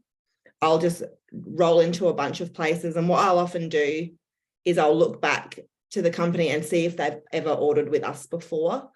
And I'll use that to sort of remind them who we are. So, oh, you know, I saw you ordered business cards with us last year. How did they go? Something like that. The lead source for you would be previous business. Yeah, cool. So That's sorry, fine. the memory anchor and lead source for you would be previous business. Yeah, okay, good. That's It what I've could be someone else looked after them before you and you knew. Yeah. Hey, you were chatting with John for the last couple of years. John was looking after you guys the last couple of years. He's now asked me to come in and to look after you guys because the last time we spoke was like, it would have been nearly 12 months ago. Yeah. Do you remember getting that from us? That's 100% the other thing I say. You might have known Jed, who used to come in before me. Yeah, so that your memory anchor is a previous employee, salesperson slash. But notice the last thing, the important thing is, do you remember that? Do you remember ordering that from us? Do you remember actually liaising with him or that? Yeah, sure. Got it? That's the key here. So do you remember doing that? I need to get them to say, oh yeah, that's right. I remember. Yes, Robbie. I have like a pretty specific question. For us, when we get inbound leads through our website, we have this saying time kills deals. So we try to call them very quickly after that. Mhm. So in creating this, if I say, hey, John, it's Robbie from 3-Phase Marketing. I received your website submission. Can I just say earlier today? I don't want to be like 5 minutes ago. My saying is time kills sales, right? Time just kills sales. It does. So the quicker you get, people are actually pleasantly surprised that you get back to them. Yeah, they love it. I wouldn't overcomplicate it. Don't overthink they're going to think something bad about it. I've said to people, hey, I've just got your message come through. I've got a bit of time now. You zipped it through like 4 minutes ago. So I thought I'd give you a buzz now. Do you remember zipping that through? You ready to go? You're like, yeah, absolutely. Yeah, cool. Like, it's natural dialogue. Don't over script something. If something happened 8 minutes ago, 10 minutes ago, just say it. So I could even just say we received it just now. Yeah, I just got it now. Literally just popped in my inbox now. I can see you did it within the last 10 minutes. Like within the last answer, say it was 6 minutes and 32 seconds ago. In the last 10 minutes, you can round up to 10-minute blocks. Yep. But what I want for all of you, and this is when my sales changed for me, is when I got rid of the Sandra Sully newsreader voice and I became Pete. And I just spoke authentically. So I wasn't over trying to complicate the right words. I was just trying to get across, hey, this just popped in. This got put on my desk right now. I can see you reached out like in the last 10 minutes. I thought I'd buzzed you now. But can see the macros of what I'm sharing with you is working. The micros and the nuances are your personality. Who's happy with that? So it just allows your authenticity to come through. So yeah, Phil's saying it just came through now in the last 10 minutes. That's beautiful. So I don't have to say, do you remember doing that? Like I can cut that because it was 10 minutes ago. Yeah, you would say, you just did that 10 minutes ago, yeah? Yeah. And they just popped through 10 minutes ago. You just did it then. They go, oh yeah, I did. Yeah, that was fast. Hey. That's Thank how you. we roll here. You want quick results? We're here. Like, yeah, absolutely. Cool. Good. Again, what I love, what I'm hearing from all of you is you're using a bit of common sense, which is missing because we try to get too script focused. right? These models, and yes, there are lines I'm saying you have to use this because it always works. But there's other things where the framework will give you the right words, but it lets you think on your feet and be you. And when you do that, that'll work more than anything. Love it. Okay, next part. Can you see the rest goes exactly the same? Before we start, what made you reach out? What's going on for you? Now, remember, if they didn't reach out, right, you might say, what made you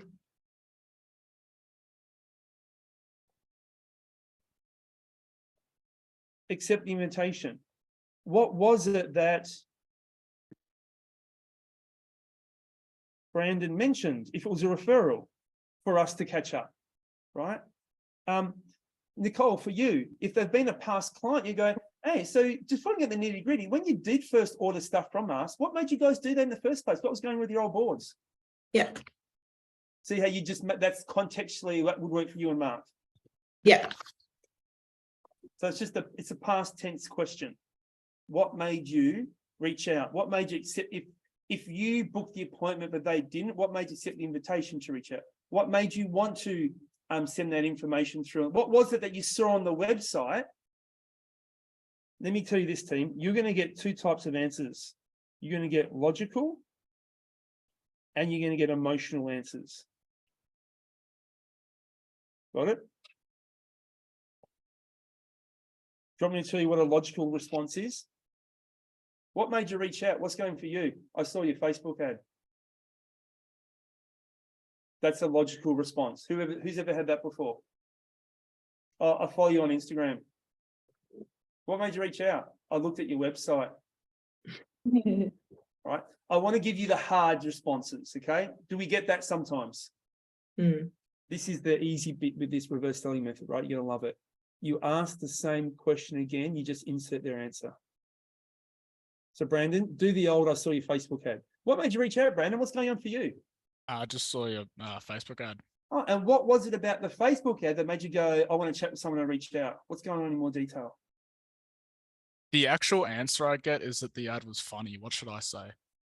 Funny CBQ. Don't overanalyze the script. Just go take one part of their answer and elaborate on it. Okay. Does that make sense? Okay. Yeah, that makes sense then. Okay. So if I said that the ad was funny and you responded to that, then I would say, well, I've talked to a couple agencies in the past and they were all just kind of, just trying to like flog me anything and it wouldn't work out for me. And so the ad came across really transparent. Yep. Perfect. And cool. You know what? They've just talked themselves into why they need you. Who can see that? This question is designed for them to talk themselves into why they need you. Right? I did an inquiry with somebody yesterday, right? And they said, Pete, to be honest, I'm shopping around a few other sales training companies before. And I've got one more to do tomorrow. I said, and feedback? They went, you're the best by far. Now, what do you think I should say in response to that? Make sure you're off mute I saw three lips move, but no noise came out. What should my response be to that? Anyone? Have a guess, have a stab. I'm asking why. Yeah, get them to talk themselves into why. I said, in what way did I stand out? Oh, you're motivating, energetic, your intellectual property I align with. I didn't have to get on my phone. You're not boring to talk to. In other words, she got on her phone while other people were talking to her. But what is she now doing? Talking herself into it. Brandon, that's what I want them to do. Talk themselves into why they need you. Got it? So a logical response would be, I saw your Facebook ad. I jumped on your website. Ask the same question. And what was it about the website that made you go, hey, I want to chat and find out more? Give me some more detail. When you say more detail, they go deeper. They don't give you the same response again. If they go emotional, you then go straight to what? CBQ. Okay, you just CBQ. The rest of this team is exactly the same as your last call, true? So the only thing that changes is the first three components, 1, 2, and 3. The rest stay exactly the same. CBQ, TBQ, alignment point. Who likes the fact that this introduction of the reverse leading method, it's not 15 different scripts. It's like literally the same thing. We just changed 1 or 2 things on the introduction. The rest stays exactly the same. So what you've now got then is on page number 19, right? Again, that stays the same. All that changes is this and this is the only thing that changes. And what we'll do shortly is we'll write your version here. So the last thing I'm going to do is I'm going to go through the inbound call, right? The inbound call.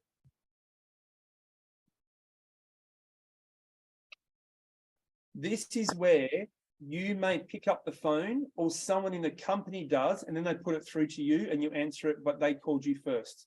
I think a couple of you said that happens sometimes, yes? Cool. If that happens, the yes momentum changes, that changes, okay? The rest stays exactly the same. So let's go through the inbound call. First part, yes momentum. Just quickly, who rings, have you got a mobile phone that is a work phone that sometimes people call? Could be existing clients, could be whatever. When you answer the, Brandon, how do you answer your phone? Ring, ring, ring, ring, ring, ring. You answering your mobile, go. Oh, I don't actually answer it. You never answer your mobile? No, I've got it goes through. So when I say we have a mobile, it goes to high level, which is like our CRM system. Yep. Cool. What about your personal mobile? How do you answer that? I'll just answer it, assuming it's a client's phone number, which should have in my contacts. So it'll just be, hey, this is Brandon. What's up? But I don't actually get any leads coming to our phone. No, and I'm not even talking about leads, just how do you answer your phone in general? Oh, I also has Brandon. Cool. Nicole, how do you answer your phone? I say, hey, it's Nicole. Cheryl, how do you answer your phone? Talking to Shell. Leisha, how do you answer your phone? This is Leisha. Robbie, how do you answer your phone? Sorry, you're on mute. Sorry, I'm muted. Hello, this is Rob. Mark, how do you answer your phone? This is Mark. Cool. Katie, how do you answer your phone? Hey, this is Katie. And Sonia? Sonia speaking. Cool. Awesome. I'm happy with most of yours. Please, the last thing you want to do is it's just good that Sonia did yours last, right? When you say Sonia speaking, it's a bit redundant because you are speaking and you're saying you're speaking. Or it makes me feel like your last name is speaking, right? You don't just say this. Thanks for calling business name. This is your name. Thanks for calling Convert Club. This is Pete. People remember the last thing that you say, and they'll use that at the beginning of their next sentence. The best way to get someone to build good rapport with you is to use your name. Who uses your name more than anyone else? Family and friends. Friends. So if I'm using your name, subconsciously, I feel like I'm a friend of yours. So if I say, hey, Shell, hey, Leisha, right? So thanks for calling Convert Club. This is Pete. Oh, hi, Pete. Question. Now resistance is lower because I've used your name as a potential lead. Right? So, Shell, if I'm calling you and you go, thanks for calling Tele Radio, this is Shell. Oh, hi, Shell. See what I did? I used your name. Now resistance is lower, rapport is greater. So notice what I've got here. Thanks for calling company name. This is your name. Can you please write your version of that here, everybody? Thanks for calling Printforce. This is Mark. Thanks for calling Three Phase Marketing. This is Robbie. Thanks for calling the NLP Training Academy. This is Katie.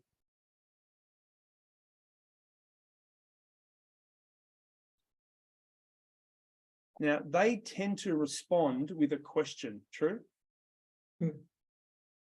Most questions are information-based questions. Can you tell me about what's the price for?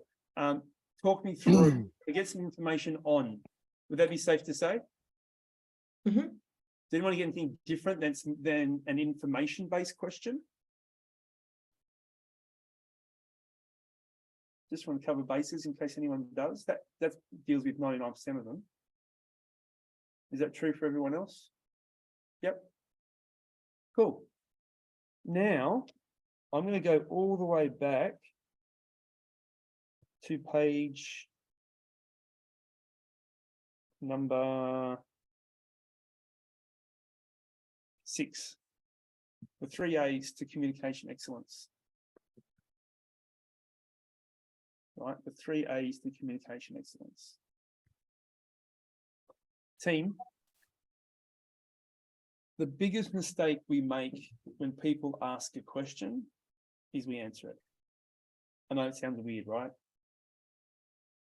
We don't want to answer the question when we first meet someone. The first thing we want to do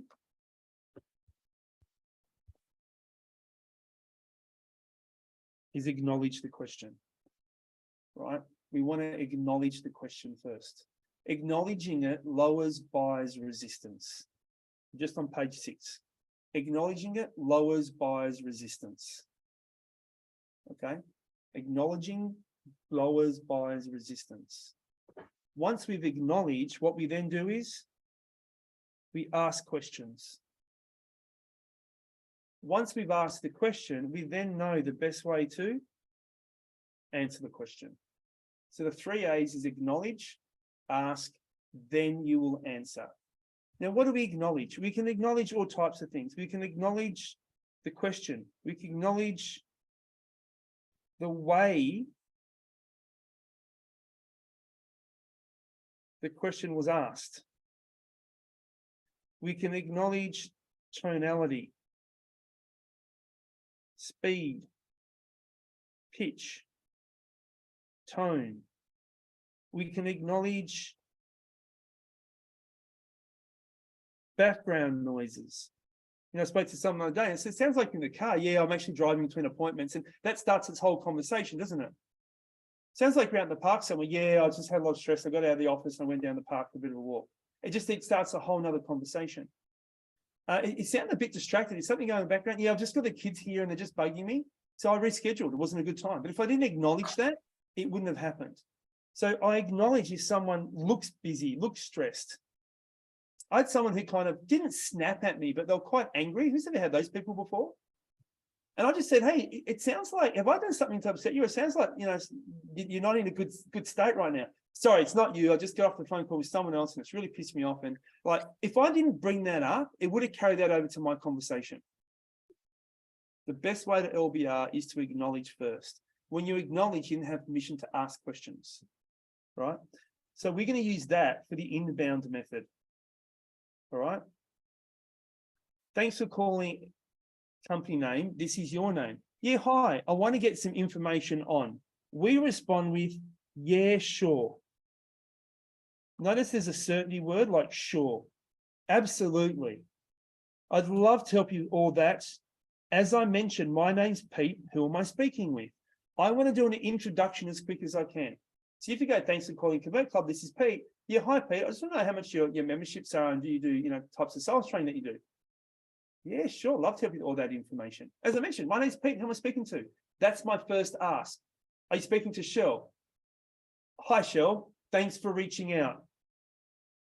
So I go, hi, name. Now, there's no pause or memory anchor because they're an inbound call, correct? So I go, hi, name.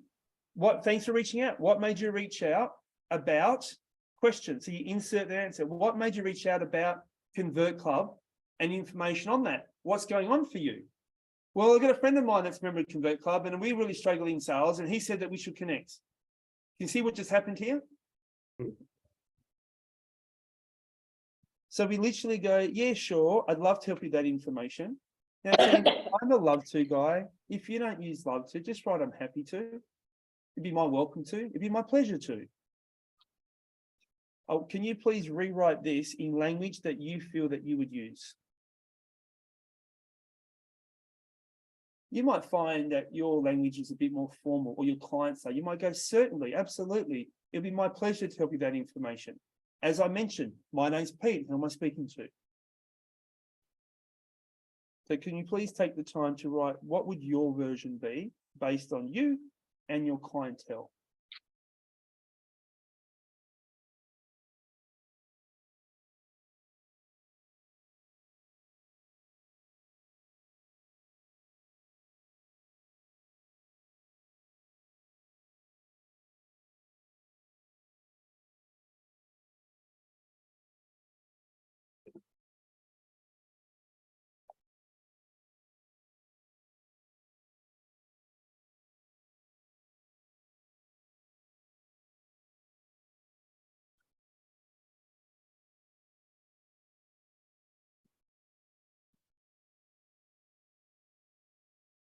Hey, guys, out of curiosity's sake, when you say thanks for calling your name, this is my name, what type of information question would your clients ask you, do you feel? Can you write in the chat box for me? What would be a response they would say? If you took an inbound call and you said, thanks for calling, where you, this is Brandon. Oh, hi, Brandon. What would be the question you think they would ask you? Jot it down for me. What do you get? And if you don't get it, what do you think you would get? They have to be an incoming lead or just Yeah. a typical phone Yes. call. No, you've just got an inbound lead come through and you've just said, thanks for calling Printforce, this is Nicole. What type of question would they get? What would you get in return?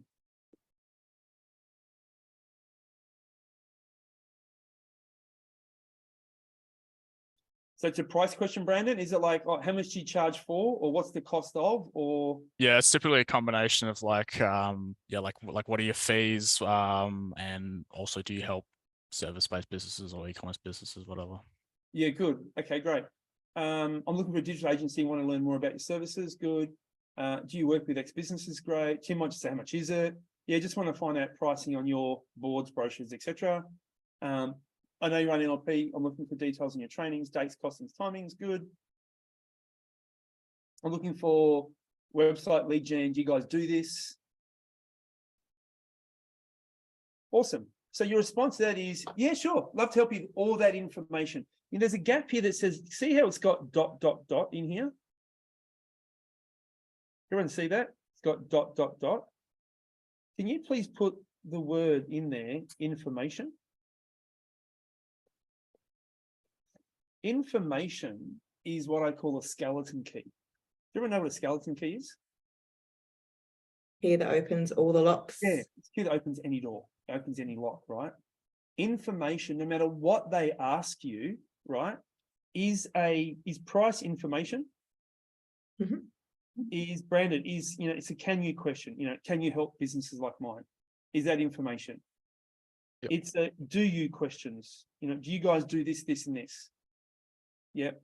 It's can I have information on? It's a can I question, is that information? I just want details about, is that information? It's your skeleton keyword. So I tend to say, yeah, sure, I'd love to help you with all that information.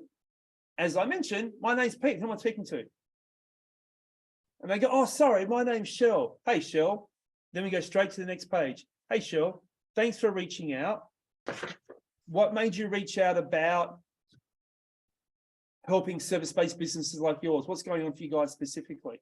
Well, we're in the real estate industry and we need more leads and da da da da da. And then what comes out? The story comes out.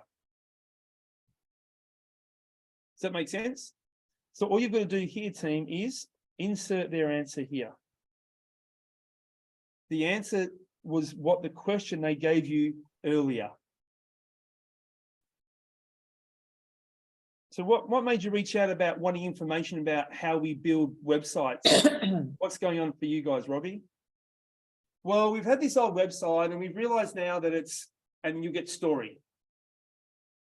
Because what you wrote was they want to know about pricing on websites.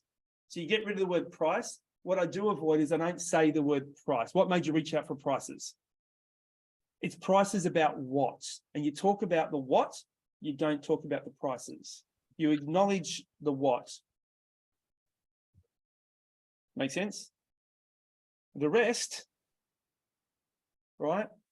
You just CBQ, you TBQ, your alignment point, and we're done. So notice the only thing that ever changes is the first two parts. The rest of the introduction always stays the same. Team, is this helpful? So the only thing that I want you to do to bring for next week now is either page 15, where you've just rewritten your version of what I've written a version for you here.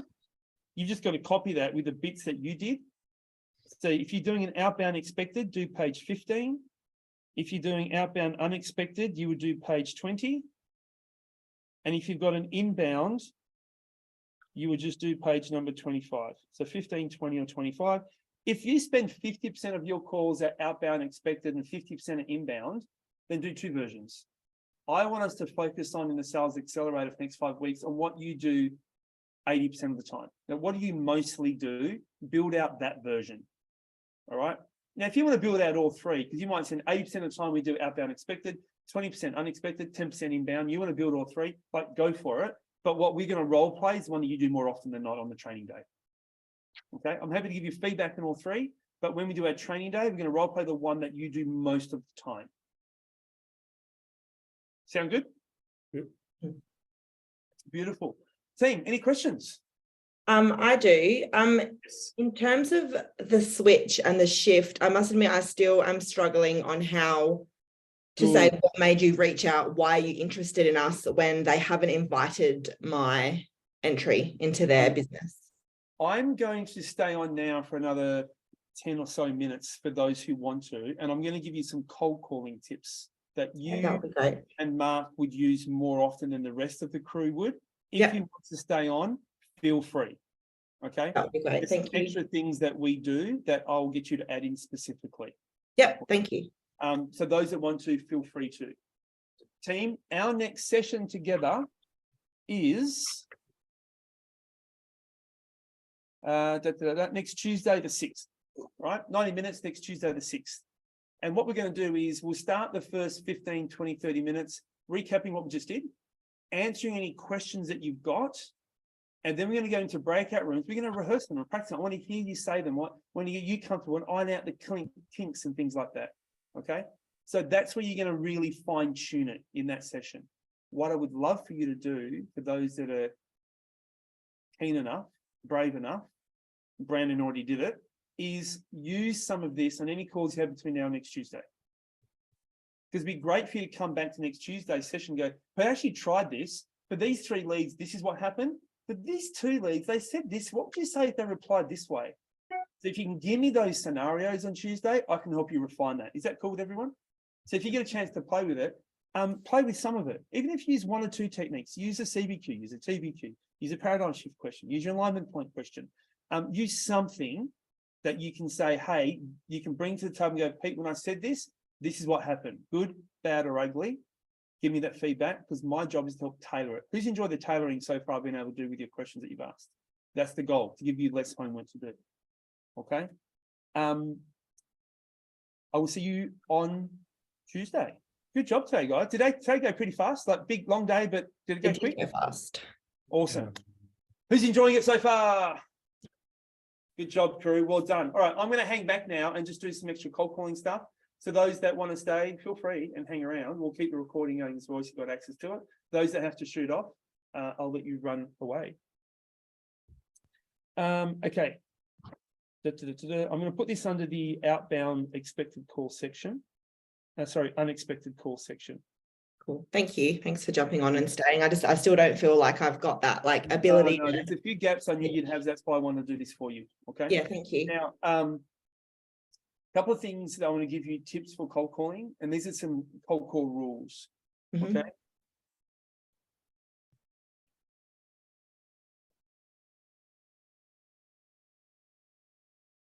Rule number 1.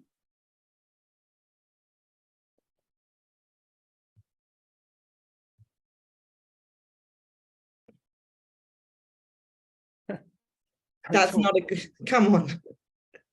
So hang on, Pete. What are you talking about? Number 1, don't do it. I believe we live in a world where we can do a warm call before a cold call. Okay. We have so much accessibility to data through social media platforms and CRMs than we ever had in my day.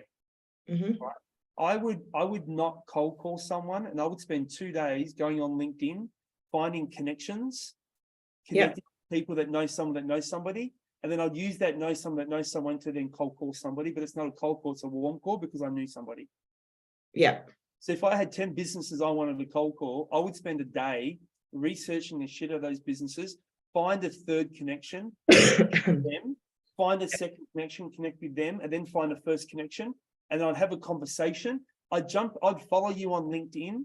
I would like some of your posts. I would follow you on Instagram or Facebook. I would like some of your posts. I would engage with some of your content. So then when I reached out, the amount of times I've done that, and someone said, Pete, your name's familiar. Where have I heard your name before? and subconsciously Yeah. send it in their feed, or they're sending a comment on someone else's post in their feed. So Yeah. the rule here is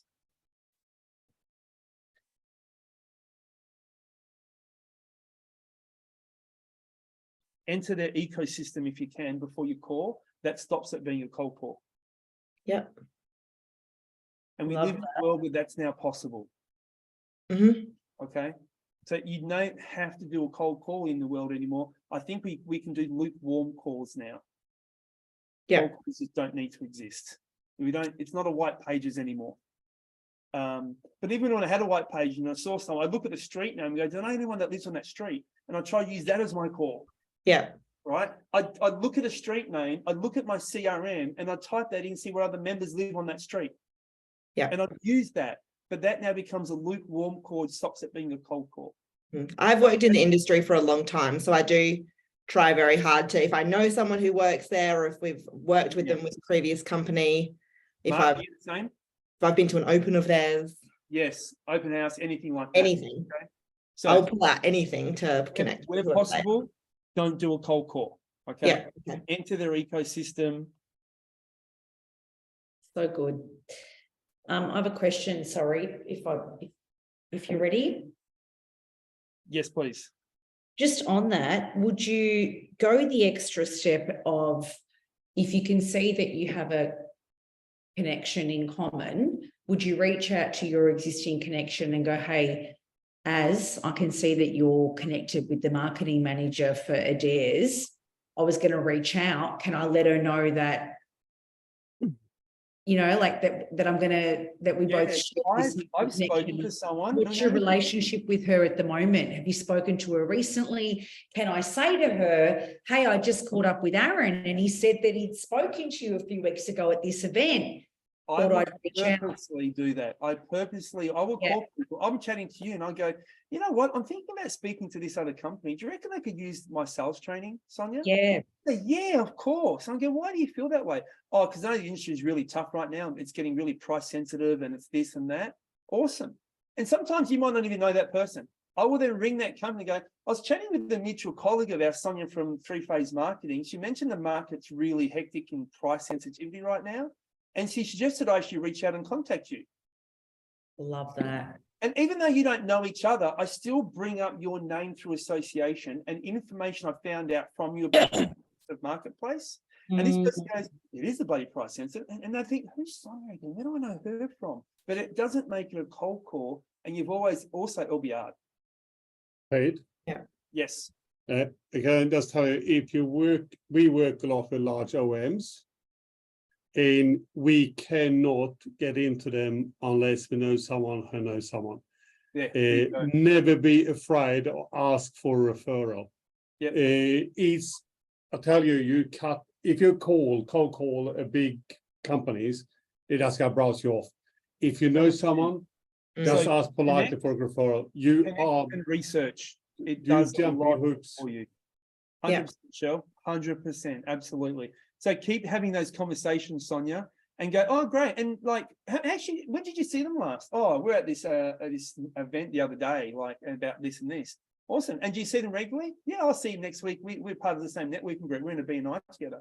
Listen, I was going to call him, but would you be comfortable planting the seed, saying you spoke to me and suggested I should call him, but do you want to speak to him first? Yeah, I'll let him know. No worries.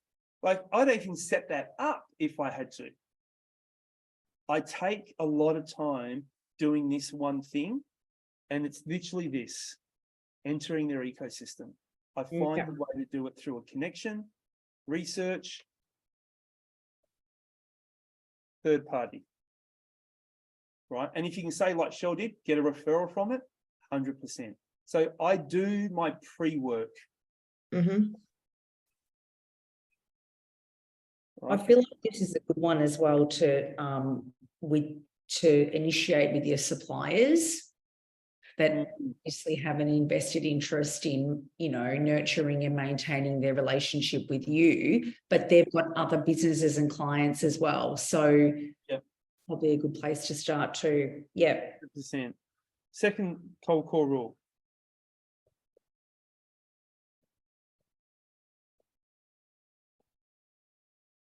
Don't act like a cold caller. Mm, So the cold caller is, hi, my name is, I'm from, what we do is. You know, there's three things. My name is, I'm from, what we do is. Just avoid, the minute I hear that, my subconscious brain goes, cold caller, salesperson, Yeah. telemarketer, Good job. instantly. So Yeah. resistance through the freaking roof. So don't do the things that cold callers do, right? So don't act like a cold caller. What should you do? Be time sensitive. Treat the gatekeeper like a decision maker.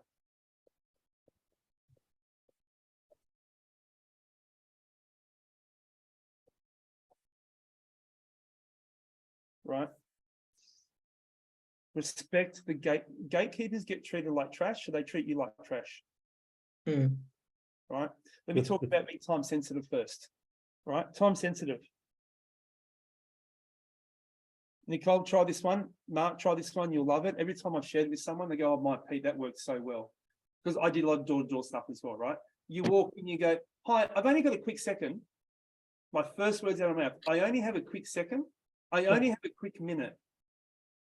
In other words, you're not going to be here forever. You can't be a cold caller. What does it do? That one line, what does it do? LBRs. Mm. I obsess about what can I do to lower buyer's resistance. I did door-to-door sales, right? I had a team that would book an appointment, I'd rock up.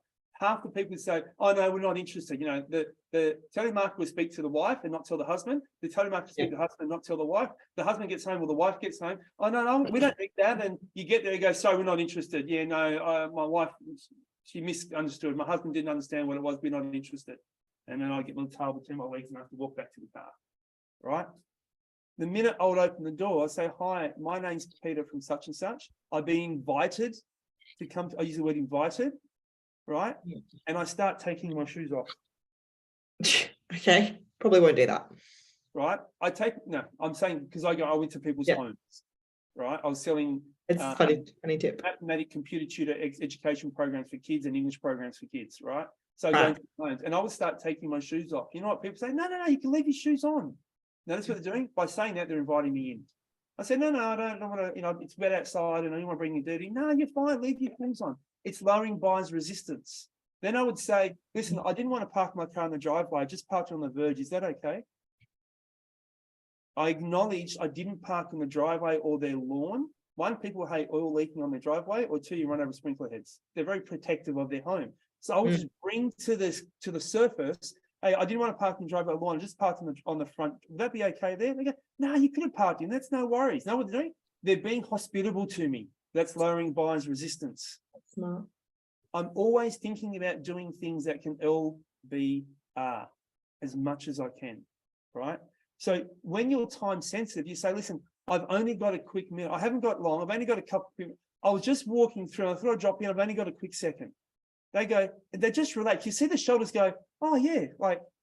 Yeah, this isn't going to take long. Exactly. Yeah. I've got a quick minute. I've got a quick second, right? I'll talk about that one next. Treat the gatekeeper like a decision maker.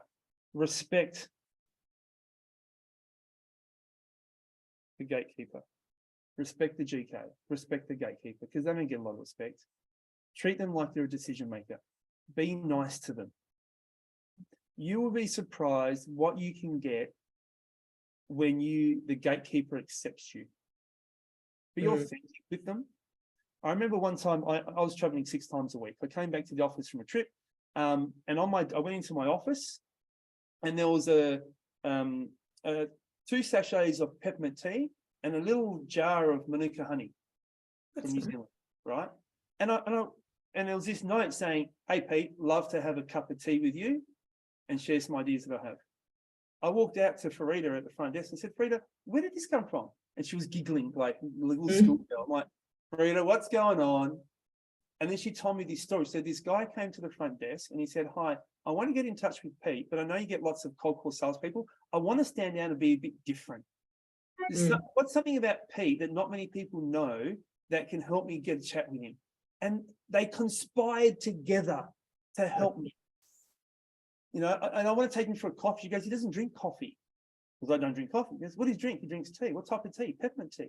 How does he have it? He goes, well, he has like Manuka honey. We have to go and buy it. And he puts it in there. I'm like, well, if I came back and gave you some sachets of peppermint tea and some honey, could you put it in the desk and I'll write a note? She goes, I'll do it. I've got something here anyway. And all of a sudden they were teaming up against me. But they won Farida over, you win me over. We actually bring gift. Well, I don't know if Mark does. I usually bring like some merch for the person at the front desk. So like some like free notepads or coffee cups. You know what's even better than that? Force mugs. They love it. Bring chocolate. Chocolate. They don't supply me with chocolate. Go and buy a pack of Freddos for $2.50 at Coles. You get 12 in a pack, right? And just buy. You know how many upgrades I got to fly business class when I went to check in. I go, hey, how you going? You guys look really busy. We're hectic. You know what? Have a Freddo on me. Chill out. Looks like you guys are busy. And they go, oh my God, thank you so much. And the other lady next to go, what? Okay, here, you have one and you have one. And all of a sudden, I know all the people at check-in counter. I was like, and they go, how was your day? And I go, honestly, I've been on my feet all day. I've been presenting, I've been standing. I just can't wait to sit down. I don't know what the leg room's like, but I need to chill out. You know what? Yeah, and they just upgrade me. Why? Nice tip. Freddo Frog.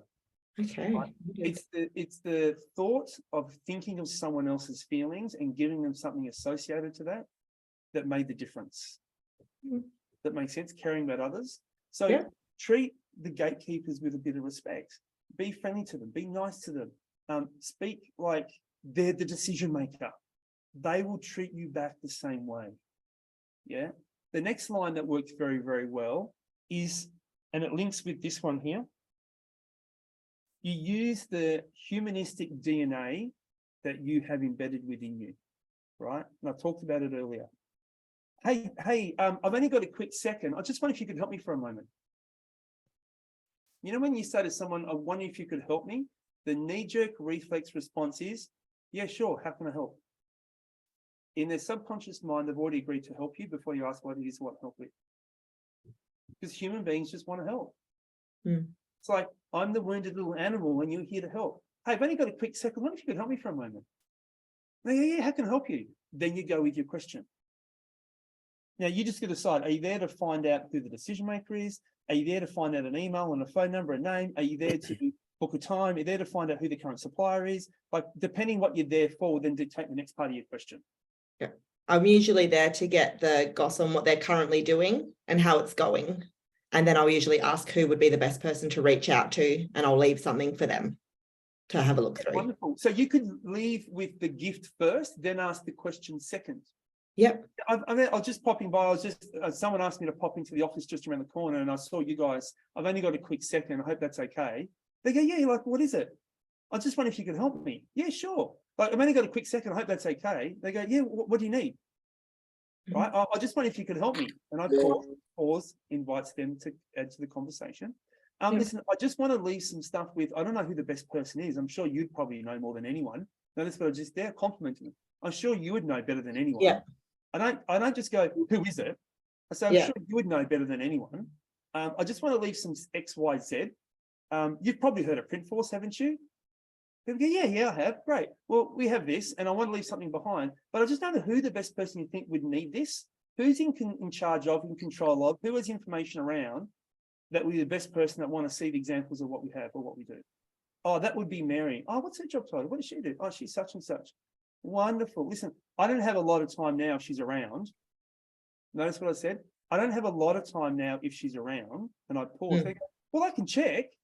I didn't ask her to, but it insinuates. They go, well, she's not available. Well, neither am I. See what I did there? It enables me to open the door or close the door. Right? But now I've got a name. Oh my God, you've been so helpful. Thank you so much. I've got to shoot off. If I was to come back, what's the time that Sonia actually is here? Where she does have a few minutes. Come before lunch or after lunch, but in the mornings or evenings, she's out on the road a lot. Got it. Does she work by appointments or just drop-ins? Appointments are better. Awesome. Well, I'm happy if you want to open up the calendar quickly before I shoot off to find a time. Yeah, I can do that for you. And you see how one step leads to the next step, leads to the next step, leads to the next step? Yeah, that's smart. So really quickly, Do is either book the appointment or get the contact. When you then come back with that person, you then start the process we built today. Yeah. Yeah, I like it. That's great. Did someone just go to ask a question there? you just answered it. I was going to say, so this is really the lead up to the Yes. outbounds. This is kind of setting it up. So there is no Yeah. paradigm switch. There's Yeah, no. not on a cold call, because the paradigm shift here, the switch we're trying to create is them wanting to help you, not you beg for them. Yeah. So the tactics cool. I've just given you are all they're micro paradigm shift strategies. Yeah, cool. I'm interested to try these out next Yeah. week. Can you please Before, do that and let me know how it goes next week? Yeah, I will. That would be awesome. I'm pumped to give those a go. Thank you. Good, my absolute pleasure. Team, hopefully that was really helpful. Good job today. If you get any wins or successes like Brandon did, pop in the Facebook group. Actually in today, there's a post that says weekly wins, right? If you've had any, has anyone had a win before we started? Like, has anyone just been more sales focused, or has anyone done anything like that aside from Brandon? Not yet. Sometimes just subconscious things happen. You find you get a couple of sales, you don't know where they came from, but they just happen. Just being focused in sales, being in this ecosystem often creates momentum. So I was just curious. So a few other people who aren't here now actually had some success in the last week, and we haven't even trained them anything yet. We've used the group a little bit. We realized a lot of our leads, we approach it very differently than kind of how this training goes through it. Yeah. And so this training really kind of sets up, pick the next time where you say, we will have a decision, we'll make a decision with you at this point. Yeah. And I had not been doing that. So I reached out to the group kind of just for follow-up strategies. And I believe it's your wife who responded with the masterclass to watch on that. So Oh, good. Yes. that's my additional bit of homework, but Good, the yeah. group's really helpful. Is a great masterclass. Fortunes in the follow-up. Yes, that's the Yeah. one. That's a ripper. Yeah, absolutely. I'll jump on later this afternoon and jump on the Facebook group, but I'm glad she jumped on already. Yeah, that's a really good one. You'll love that.